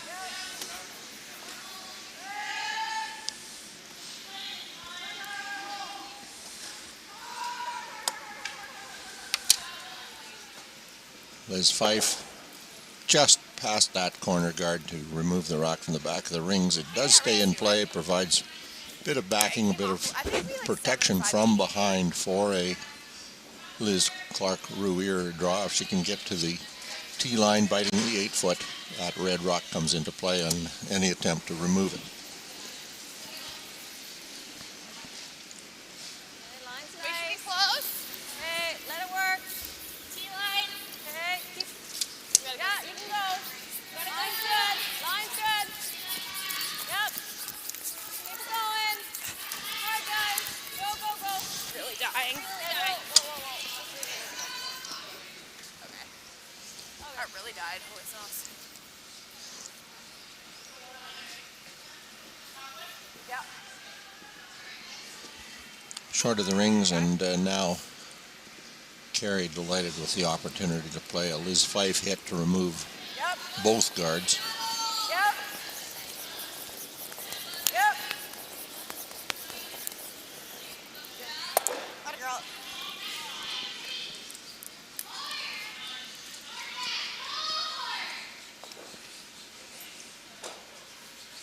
Okay, well, let's throw like 3 feet more, I guess. And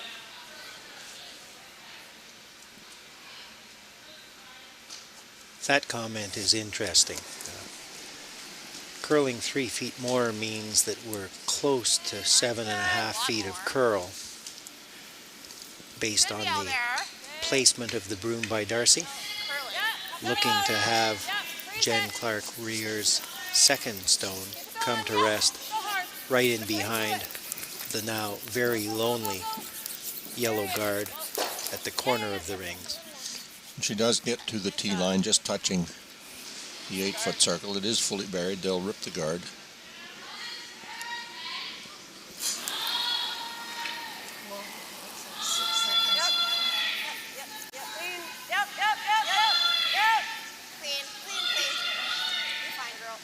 Do that successfully. Roll across center, roll right out of play. Really effortless power from Jolene Campbell. That was a hard throw right on the stick.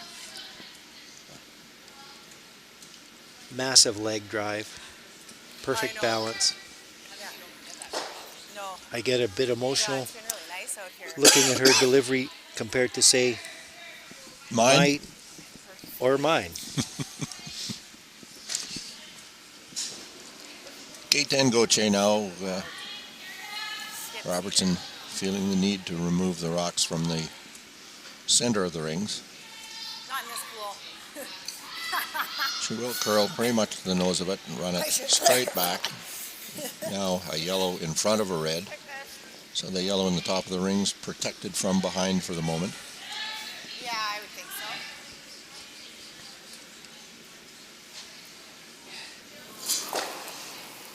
so. And Jolene Campbell with an out-turn hit. Remove the yellow. She'd be quite pleased with the idea of removing both yellow and red, but will not do that. Rolls away. Nice. Woo, 2 in a row. The even ends are really my thing. No, I like tapping. Okay. You can even. Okay, I like it. Let's make it. Okay. Just 10 this time. 10. Okay.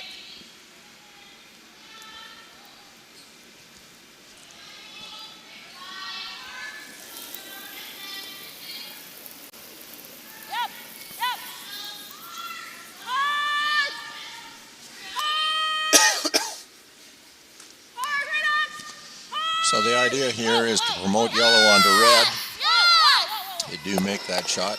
Okay, that's good. Pretty much leave the two yellows lined up. Need for a little caution. Yellow onto yellow may leave yellow jamming on the red in the back of the 12-foot circle. They aren't separated by very much at all, so this is a straightforward run-back double based on the fact that the placement of the broom is encroaching on about 3 inches of the target rock. Chelsea Carey has her confidence back. I'm delighted that my concern about a possible injury appears not to have been accurate, and she's going to throw this right down the center line hard.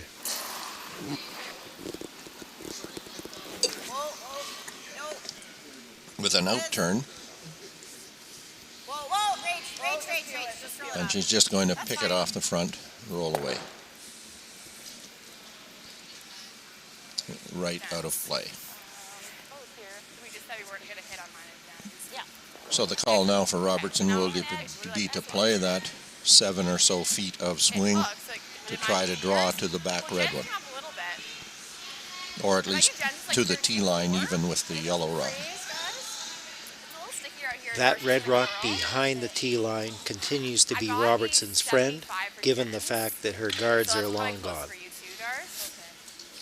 You do have backing as well, so. Yeah, exactly.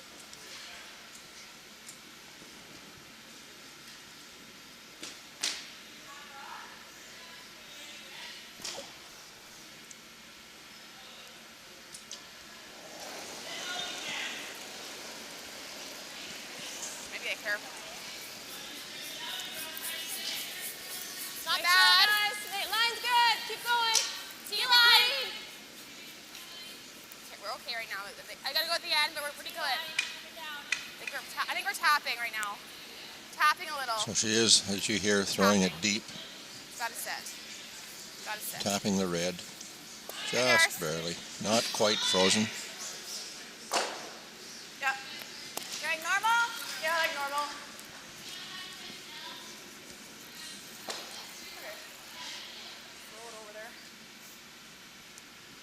So now the Chelsea Carey objective with her final stone of the end is to hit on the high side, roll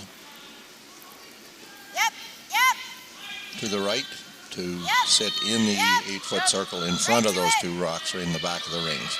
And you can see that as a consequence, the brush was held slightly off the rock. But she does curl up, hits it right on the nose, leaving Robertson a hit. Can we nose or do we have to roll in a little? Or do you like, I think the answer to the question is that it can be a nose hit. It's close, it's big right in the brink. A nose hit being one of the tougher shots on ice this swingy, based on everything we've seen so far. But she can roll a little bit, probably wants to roll a little bit to be ensured that it is second shot.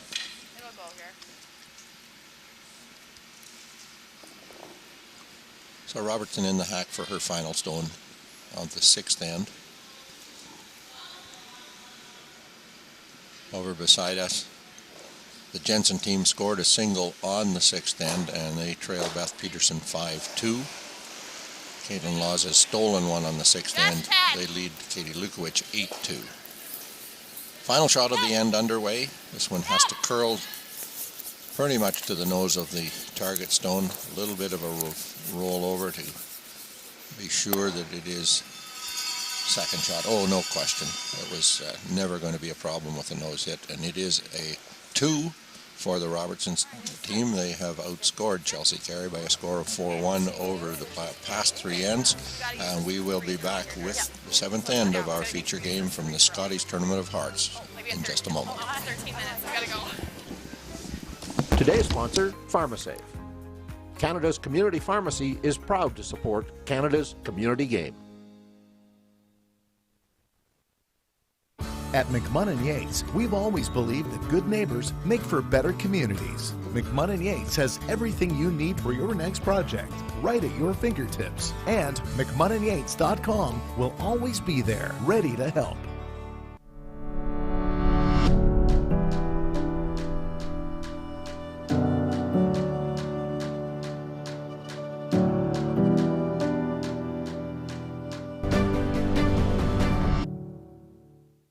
You can win a pair of tickets for the 2023 Tim Hortons Briar in London or the 2023 BKT Tires and OK Tire Men's Worlds in Ottawa, plus $500. Or maybe equip your team with a set of 4 of Asham's new Ultra Force brushes. And at the same time, support the Manitoba Curling Hall of Fame and Museum and Curl Manitoba's Curling for Life Endowment Fund. Raffle tickets are available now. 1 for $5, 4 for $10, 10 for $20. Buy online at fundingchange.ca/Curl Manitoba or scan the QR code on your screen right now. Welcome back to the Curl Manitoba Scotties Tournament of Hearts presented by Rocky Mountain Equipment. We're into the 7th end. First stone of the end, an inch or two too deep. It bit the top of the rings, allowing the CAREY team to hit the Robertson stone. Robertson having scored a deuce on the 6th end. CAREY won the first 3 ends of the game with a 5-0 score. Robertson has won the next 3 ends with a 4-1 score, so we sit at 6-4 playing the 7th end. Robertson's objective will be to hold Chelsea CAREY to a single point here. A force of 1 with 2 hammers each, theoretically, in the remaining 4 ends. If Darcy can get a pair of deuces and hold Chelsea to a pair of singles, the score at the end of 10 ends will be 8-8. An extra end with Chelsea with hammer, but Darcy would take that as a proposition if we were to give it to her now. And you're going to see her try to have it play out exactly that way.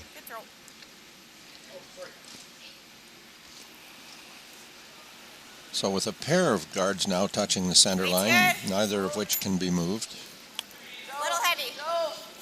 CAREY goes around.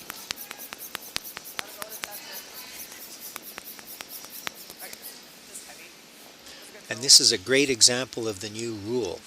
Until now, you would have seen tick shot, as opposed to trying to come around, especially with Chelsea having hammer. But she had no choice other than to try to bury one. And frankly, leads have to get into their head the idea that drawing to the tee line around guards, whether of their own team's color or the other team's color, is going to become an added skill set.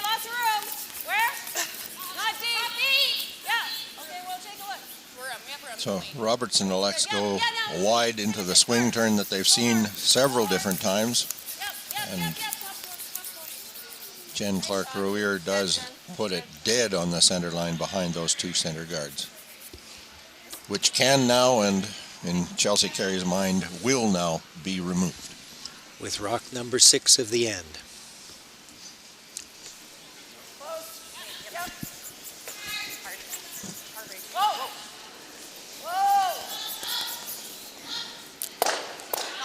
Does exactly that. Both guards disappear. One lonely yellow now in the rings, and Darcy Robertson will try to protect now for several shots.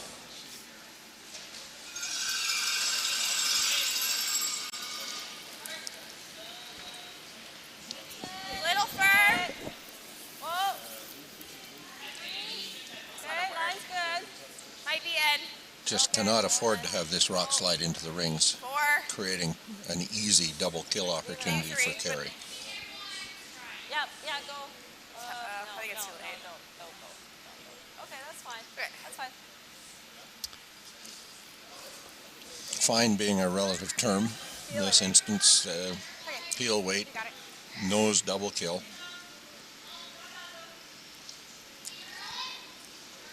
And Liz Fife can certainly throw the weight that's required. She'll throw the out-turn hit at it. And it will come right to the nose. It makes the double click. Perfect pair of shots by Liz Fife. Her late father Vic is smiling.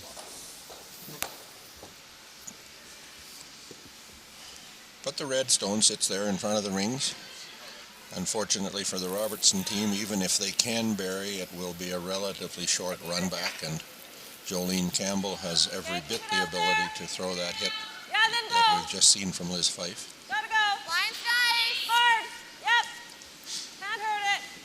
Can't hurt it. Yeah, keep going. Keep going. Keep going. Whoa, whoa, whoa. Clear it up, Lynn, maybe. Yeah, just there. Good. Nice. Good shot. That's another ouch. This is making Chelsea's job pretty easy.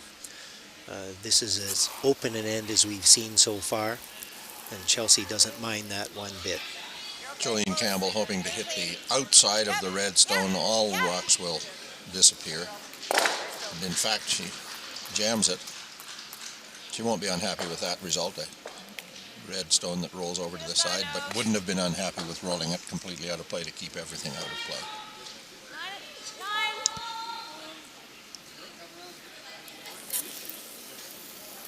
And Gauthier now will play a hit. And this will be a routine end to a blank, I would think. It's shaping up to be, and it's saving a little bit of time. Both teams are don't have a generous amount of time left, and this is saving them some time if the three ends after this one get a little more complex.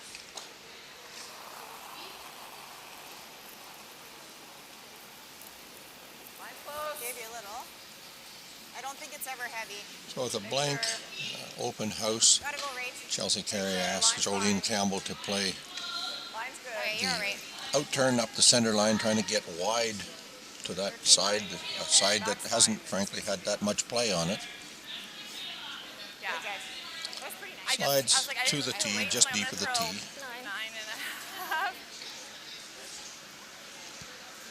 And Robertson with the hit call, clearly indicating now that she's satisfied to go to a blank.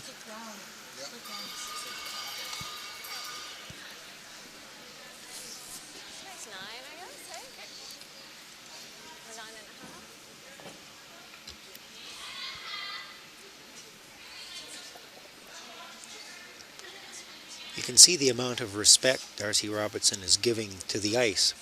Even throwing 9 or 9.5 seconds between the hog lines, she's asked for a full 18 inches of ice, and that's a lot in other circumstances, but that tells you how swingy this sheet of ice is. The out-turn hit on its way down the ice. As it comes to the hog line, it's curling nicely over to that shot stone. She'll hit and roll again out of play. Doris, you want to stay down here? Yeah. Well, I'll just stay here. Yeah.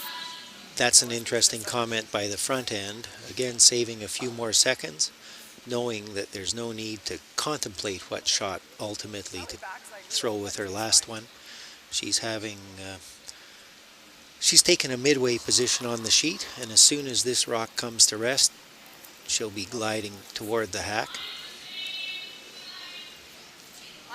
Because with 11 minutes and 29 seconds to go, they're going to have to play fairly efficiently.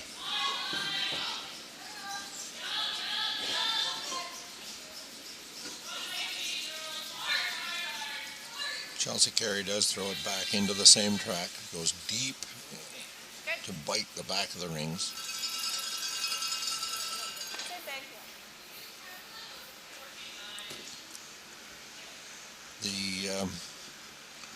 The business of being down at the other end to be ready to save a little time, one of the things that does do is remove the routine that the skip has gotten into over the years, and part of every skip's routine is that transit down the ice to get to the hack to position. And if you force that skip to be standing there to then throw their rock, they don't have that part of the routine, and the chance of a miss is just that little bit greater.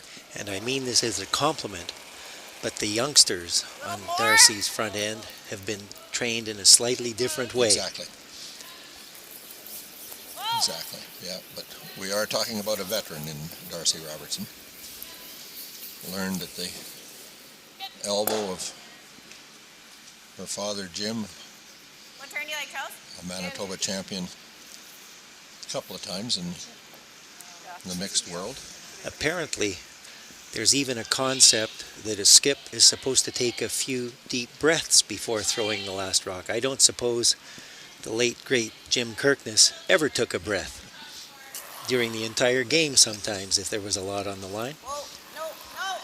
So we'll see Chelsea Carey with the in-turn hit. She wants to hit the outside of that yellow stone.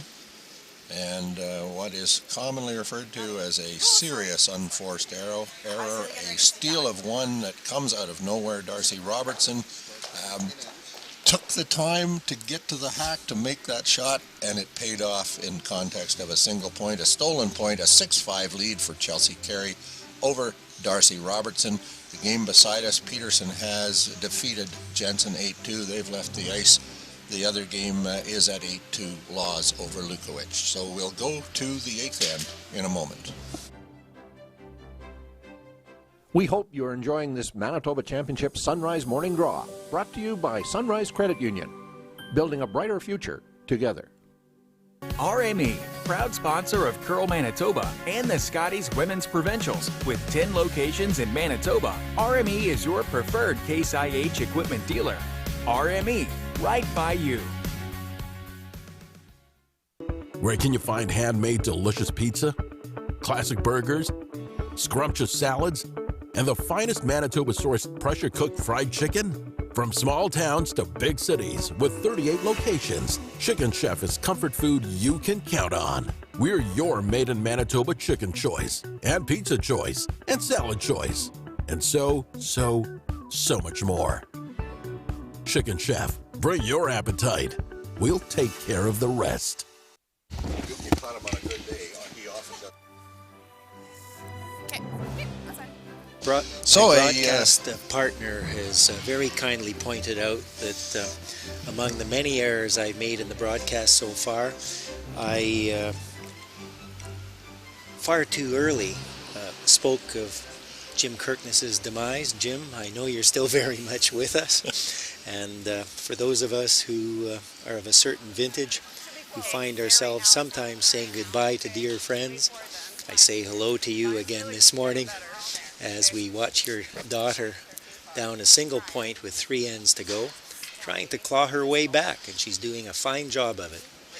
There's a point where a point that simply is a complete surprise to everybody in the arena, not just the teams on the ice, but that rock we identified early on in about the middle of that end that both teams were quite content with the idea of going to a blank end. And Darcy Robertson did have the focus to stick with that last shot. Turned out to be a huge stick in that Chelsea, for whatever reason, a little wide, a little heavy, didn't curl as much as anticipated.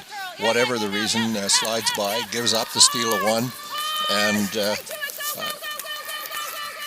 the Robertson team has now scored all of those 5 points they gave up in the first 3 ends. They've won these last 4 ends by a score of 5-1.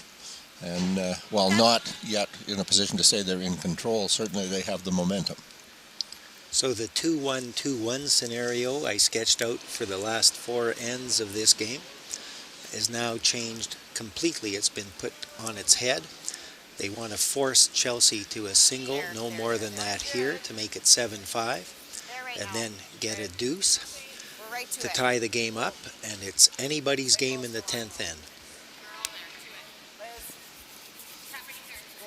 So stay with us, folks, because it is going to be an interesting last 3 ends. Chelsea Carey plays that tap on the center line. Pair of reds in the rings, a yellow between them, behind a yellow guard. Okay.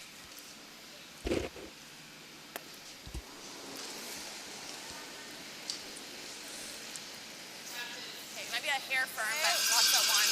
And Liz Clark-Gruyer playing that wide in turn, and we see them going a little wider with the ice here as the game goes along. Back 12. Yep. That back here's okay. Yep. Weight on this one a factor, however, as Jen just goes deep in the rings. That's fine. Good. With the amount of pressure these brushers put on the path in front of each rock that comes down the ice, and with the number of rocks that have now traveled down each path, the pebble has flattened out just enough that the running surface, the rough running edge of the underside of the rock is gripping the pebble a little more, and we're seeing even more movement in these late ends, something the teams are going to have to be very alive to. So with a mess in the 4-foot circle, the call is first time available to remove that center rock. It should be nicer on this side, yeah.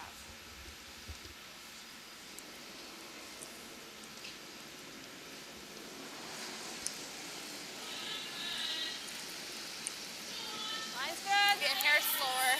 Hair down. Stay. Keep it straight. Stay over and off. Over and off. Okay, yeah, halfway's perfect. Over and up. Here. Over curling. That's fine. Over and off, over curled from what was desired. Leaves everything wide open in the center, but Chelsea will still play to remove a couple of guards.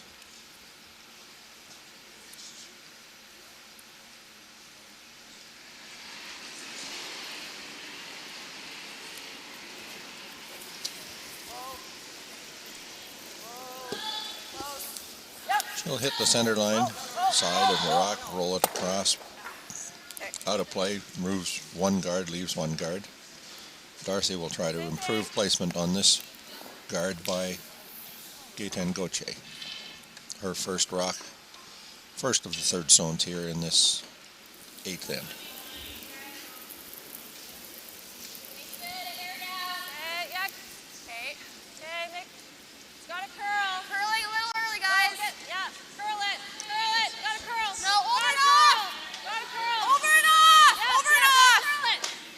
Quite a bit wider on the sheet of ice when we hear that over and off call. It does come to the center line. A much better placement on that guard, Barry. Yep, there's no port on the intern side, and there's no easy run back. There one. Just 1, 2. And yellow They're third here. lies first and third. Is the yellow double there? It's paper thin, but yes it is. I don't hate trying it. Like even if you just stuff it here, it's probably still better. I like the yellow one. Curling lingo has developed over the years, but you'll often hear a player say, "I don't hate trying it," or words to that effect. That is code for, let's give it a go. And she is. She wants to basically pick the yellow on the outside of the 4-foot, jam it across, pick the other yellow out, jams it, and that yellow rock now lonely in the back of the 4-foot on the back of the button, and Robertson will do her best to guard from here out.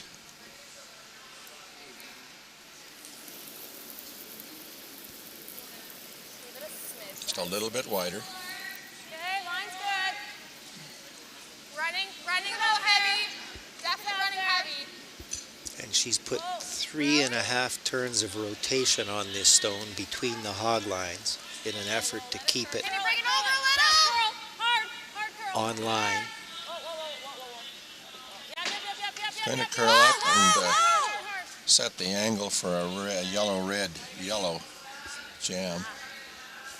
Another interesting bit of psychology and some terminology there, Barry. At one time, a curler might have said she threw it heavy. Here you heard the sweeper say it is running heavy, as if to say it is the rock's fault that it's a bit heavy. Yeah, and the rock, of course, will always take blame for missed shots and actually not have much of a comment. So we're going to be past that center guard. We're going to be yellow onto red, red onto yellow. It disappears. Red lie 2. Shot stone well protected. Wonderful pair of stones by Jolene Campbell. It's entirely possible, Resby, that had we had sports psychologists back in the day, we might have actually won something. But you won't hear a negative comment out here. Why? Because apparently that's not a good thing for the emotions of these athletes. The question might really be, had we had talent, we might have won something, but that's a discussion from a long time ago. Darcy Robertson sits in the hack. She can remove the red stone, the open stone that you see at Jen Clark-Rowere's right. She cannot roll to be second shot, or to be shot rock, but she can get a little inside roll to cut this down to a single point hand and maybe have something with her last. We'll see. It is the out turn. She wants to come to the face of the red stone in the top of the 12 on biting the better get forefoot. on this.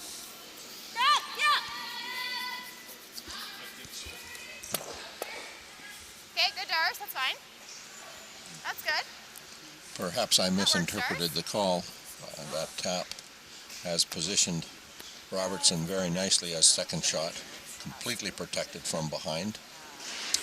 There's nothing CAREY can do with the Yellowstone.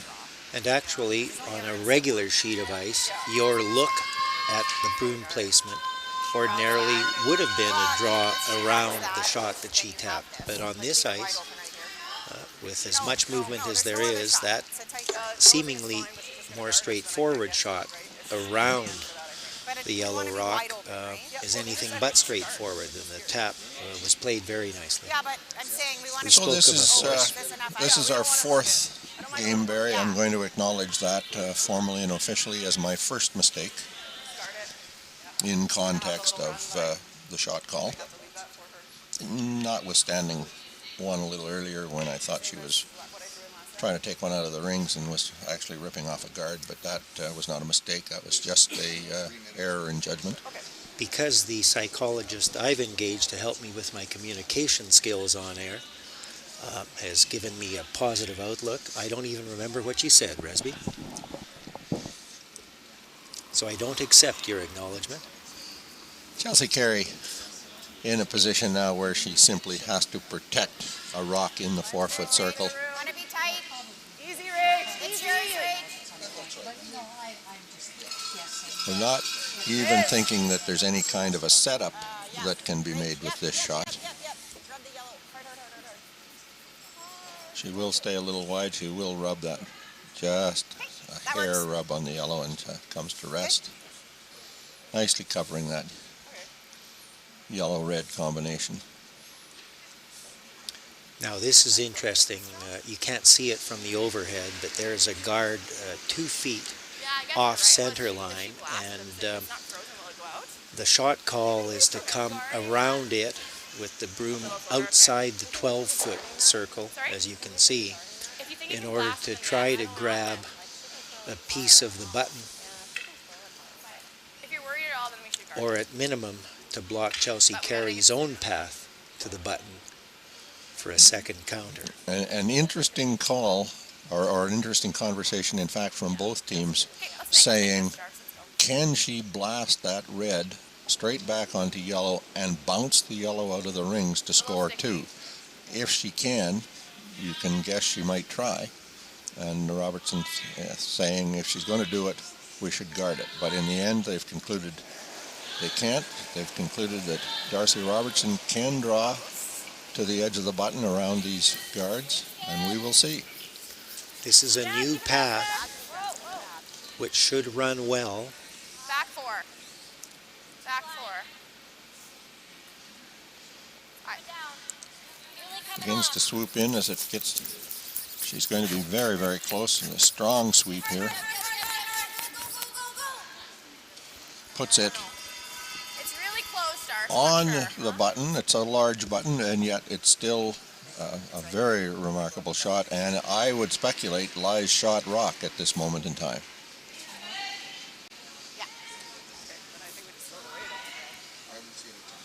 Well, I guess the Chelsea Carey team says it's red because you did hear Chelsea say, I guess we just throw it away, don't we? That was a great effort by Darcy, and no fault of the brushers. The call they made initially was that it looked like back four weight. Again, a path that hadn't been used at any point earlier in the game, and the speed came off the rock as it dove toward the button unexpectedly quickly and came up just an inch short, but lovely effort. And we'll give Chelsea Carey full marks on this rock that she is simply throwing away. I measure everything, so I have to be very confident. So there's going to be a measure. We'll stay with this shot to see the result of the measure. Full points, as you say, to Darcy Robertson on that draw. Wonderful weight control, good sweep judgment, good selection of the line. You heard Jolene Campbell say, I measure everything. As a competitive curler in a game this important, where a 2-point swing in effect is at play here, that is to say either the score becomes tied or it ends up being 7-5 for the Carey team, there's absolutely nothing wrong with taking an extra moment on a measurement, even if you're thinking that the other team's rock might be closer. It's a good default position to have at a critical time in a game such as this. It was yellow?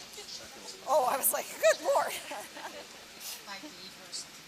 I never really, I always measure everything, so I feel like...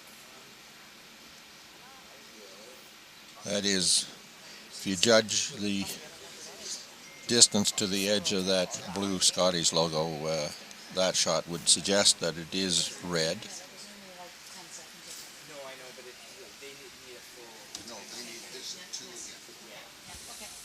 And it is red, so Chelsea Carey forced to take a single point, forced by a wonderful draw by Darcy Robertson, and it is after 8 completed ends. Chelsea Carey 7, Darcy Robertson 5. We'll be back with end number 9 momentarily.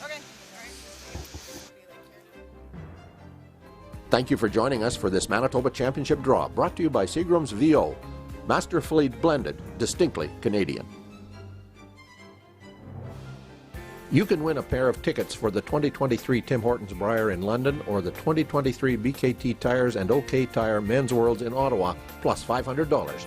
Or maybe equip your team with a set of 4 of Asham's new Ultra Force brushes.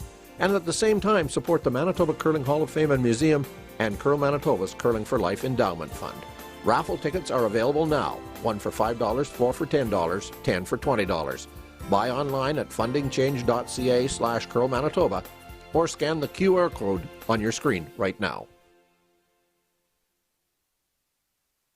Curling in the small town part of Manitoba is really big in the winter. It's something for the community to do, and it really brings the community together. We can hold annual events like our Bonspiels and our weekly nights. It's really something to do for everyone in the community. You can do it from any age.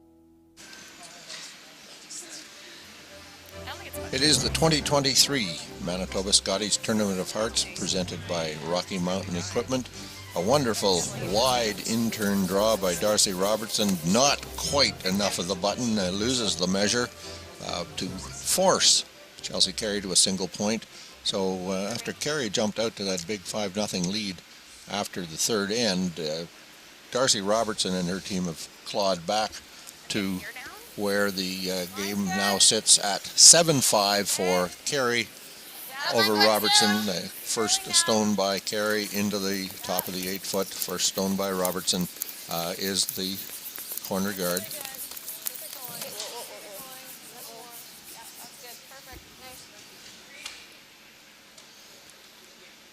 Chelsea will now put a cap on her stone at the top of the 4-foot. Classic opening strategy. And if that cap rock is properly positioned, Darcy Robertson will not be able to tick it off the center line just yet.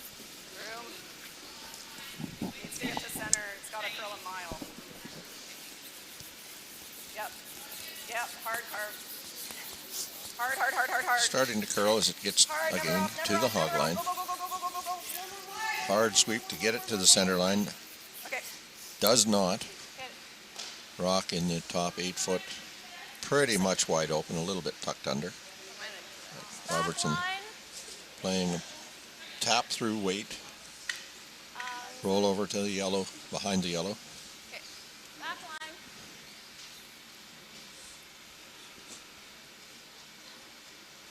But in a line that curls this much, if it does over curl a little bit and she gets to the nose or a little bit behind the red, she's not unhappy with that result either. Oh no. Whoa. Whoa. To the hack. Whoa. She wants to keep her Yellowstone in play. She wants actually to keep every one of her Yellowstones in play. So she does get the late bend rolls, but not over in any way behind the guard. That rock sits wide open.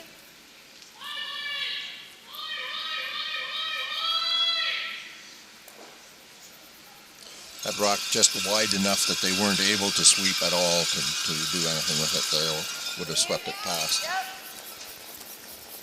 Liz Fife will throw her in-turn hit.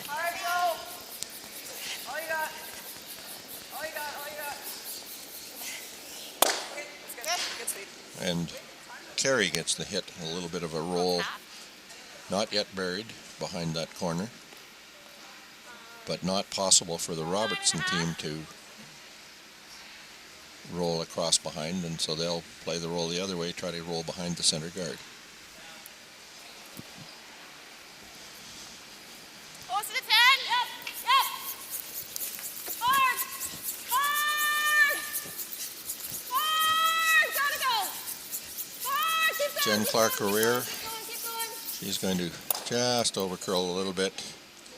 Does get the bonus in that she rubs off that yellow guard and crashes right back into the red stone in the back of the rings and sits in the 4-foot circle, but not covered in any way, so Liz Fife will have another open in-turn hit.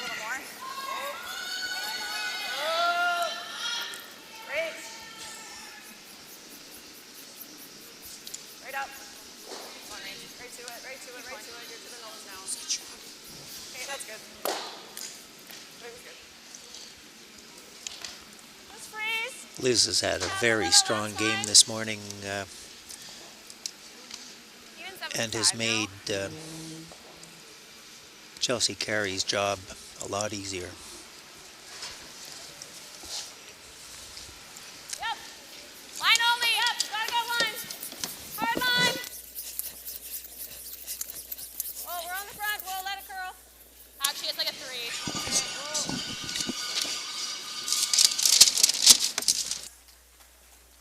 Just got off there. It's tight. Okay.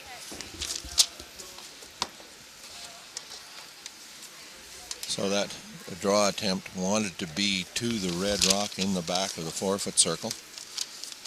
Over curled completely to the nose of the guard, sits on the center line, and CAREY sensing an opportunity here.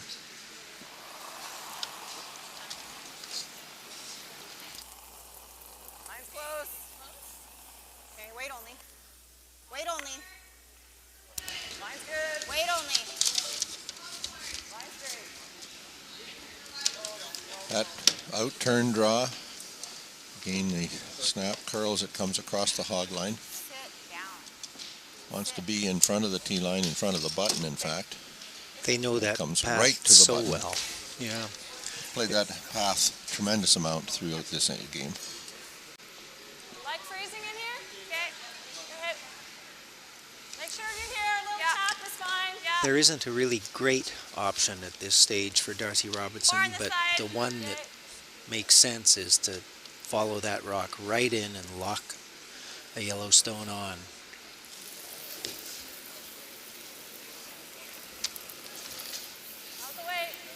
Try to get it in there so they're protected by the front guards and protected from behind by a rock on the button. Use 1 or 2 shot combination to try to turn it into more than a single point. A little bit of weight, however, and it is going to sail past everything out through the back of the rings, and huge advantage swing now in favor of the Carey team. Yeah, this in earlier broadcasts we've spoken about the fact that oftentimes in an end there's a critical shot, and in every game there are 2 or 3 shots that have to be made. That was one of them.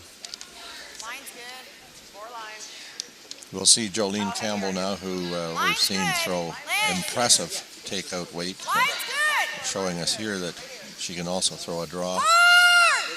Right to it. Wants to get fully into the forefoot, onto the top of the button, and just absolutely take the scoring away, the scoring area away from Darcy Robertson, to the point where she's going to have to now crash the guards. Yeah. Yeah, my first one I thought was like minimum, because I didn't really want to be where I was. I liked this throw, I just was yeah, more like this. It's getting close to this side. Yeah, time's 14 and a half, so that's Yeah. why I asked. Okay. The time would suggest that it's I haven't really thrown many in this fast side, but those for sure both slid really nice. To me, 14 and a half feels like what I'm throwing on the good side. So it feels like that over here. Yep. No. Whoa. So the attempt to remove that top center guard crashes it onto a red stone, rolls a yellow in, but red does still lie 3. I don't know if it's ever going to be shot, but sure. If we stop anywhere up here again, Yep. it's okay, right? But I think that's ideal. Yep, you're right. I like it. Same So Jolene, with a little input from Liz as well. Jolene and Chelsea talk about where they want to be, and they want to be, again, right in there, 4 rocks in the scoring area. What if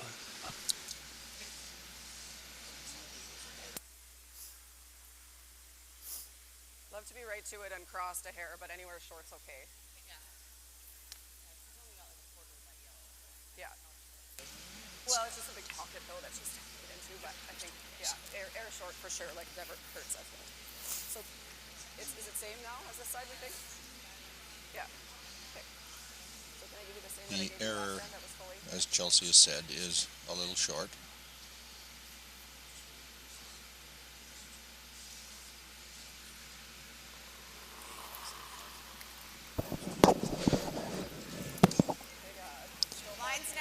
Chelsea Carey's out-turn draw underway.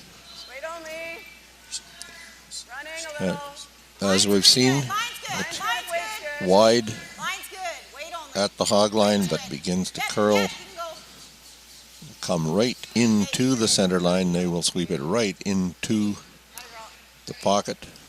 And in fact, a wonderful shot in that it takes away any possibility of Darcy Robertson going around the in-turn side and tapping that yellow into the pocket. So there is nothing for Darcy Robertson to do but hit. And if she can accomplish the possible removal of 2, the 2 on the button can go. The one that she hits might go. The one on the tee line in the back of the behind the yellow probably will not go. This is a power shot, and question of whether Darcy can generate that much power.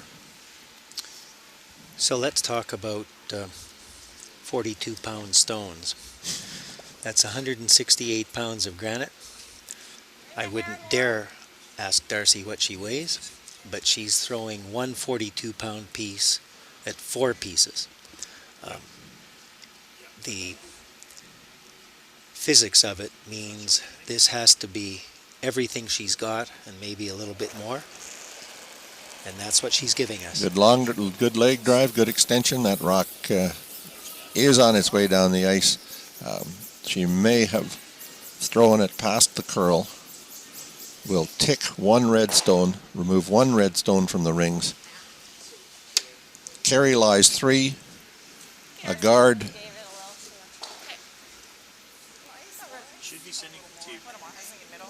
A guard anywhere on the center line makes it impossible for the Robertson team to score here on the 9th end. Yeah, we don't Meanwhile, we can report to you that the Lukowich team, having scored a single point in the 7th end, succeeded in stealing a single point on the 8th end. That gave them a score of 8-4 deficit, and at that point they conceded with the positive effect of having stolen against the top seed, Caitlin Laws, to go to the dressing room.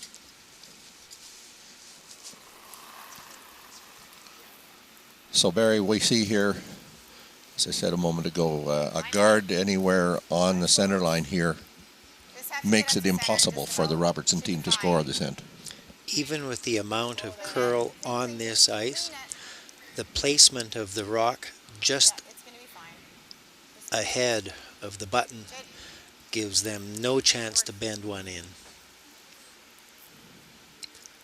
She's tapping the spot she would need to get to, but the integrity of these rocks is fairly high, and I doubt she can somehow develop a pointy end on it that would get closer to the pinhole than the front edge or leading edge of the red rock that's sitting on top of it right now.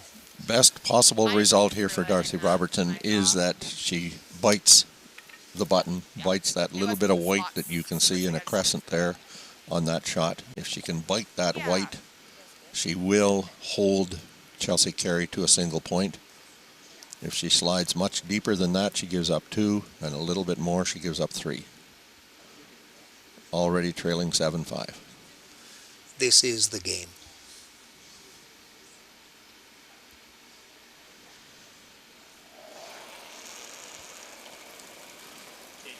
Darcy Robertson, final shot of the 9th end underway. That wide out turn in a run they've played a tremendous amount throughout this game.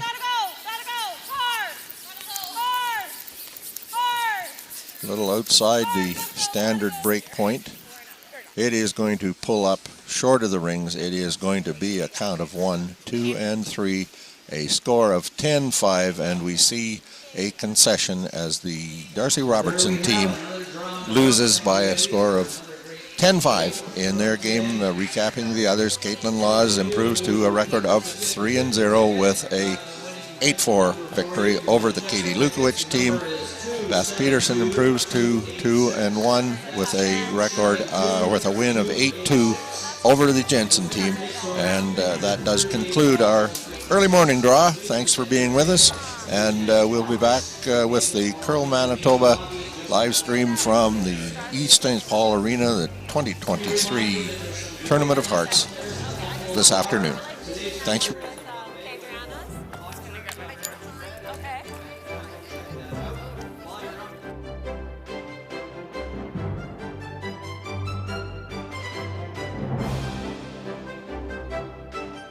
We hope you're enjoying this Manitoba Championship Curling, brought to you by Seagram's 83, Manitoba's favorite Canadian whiskey.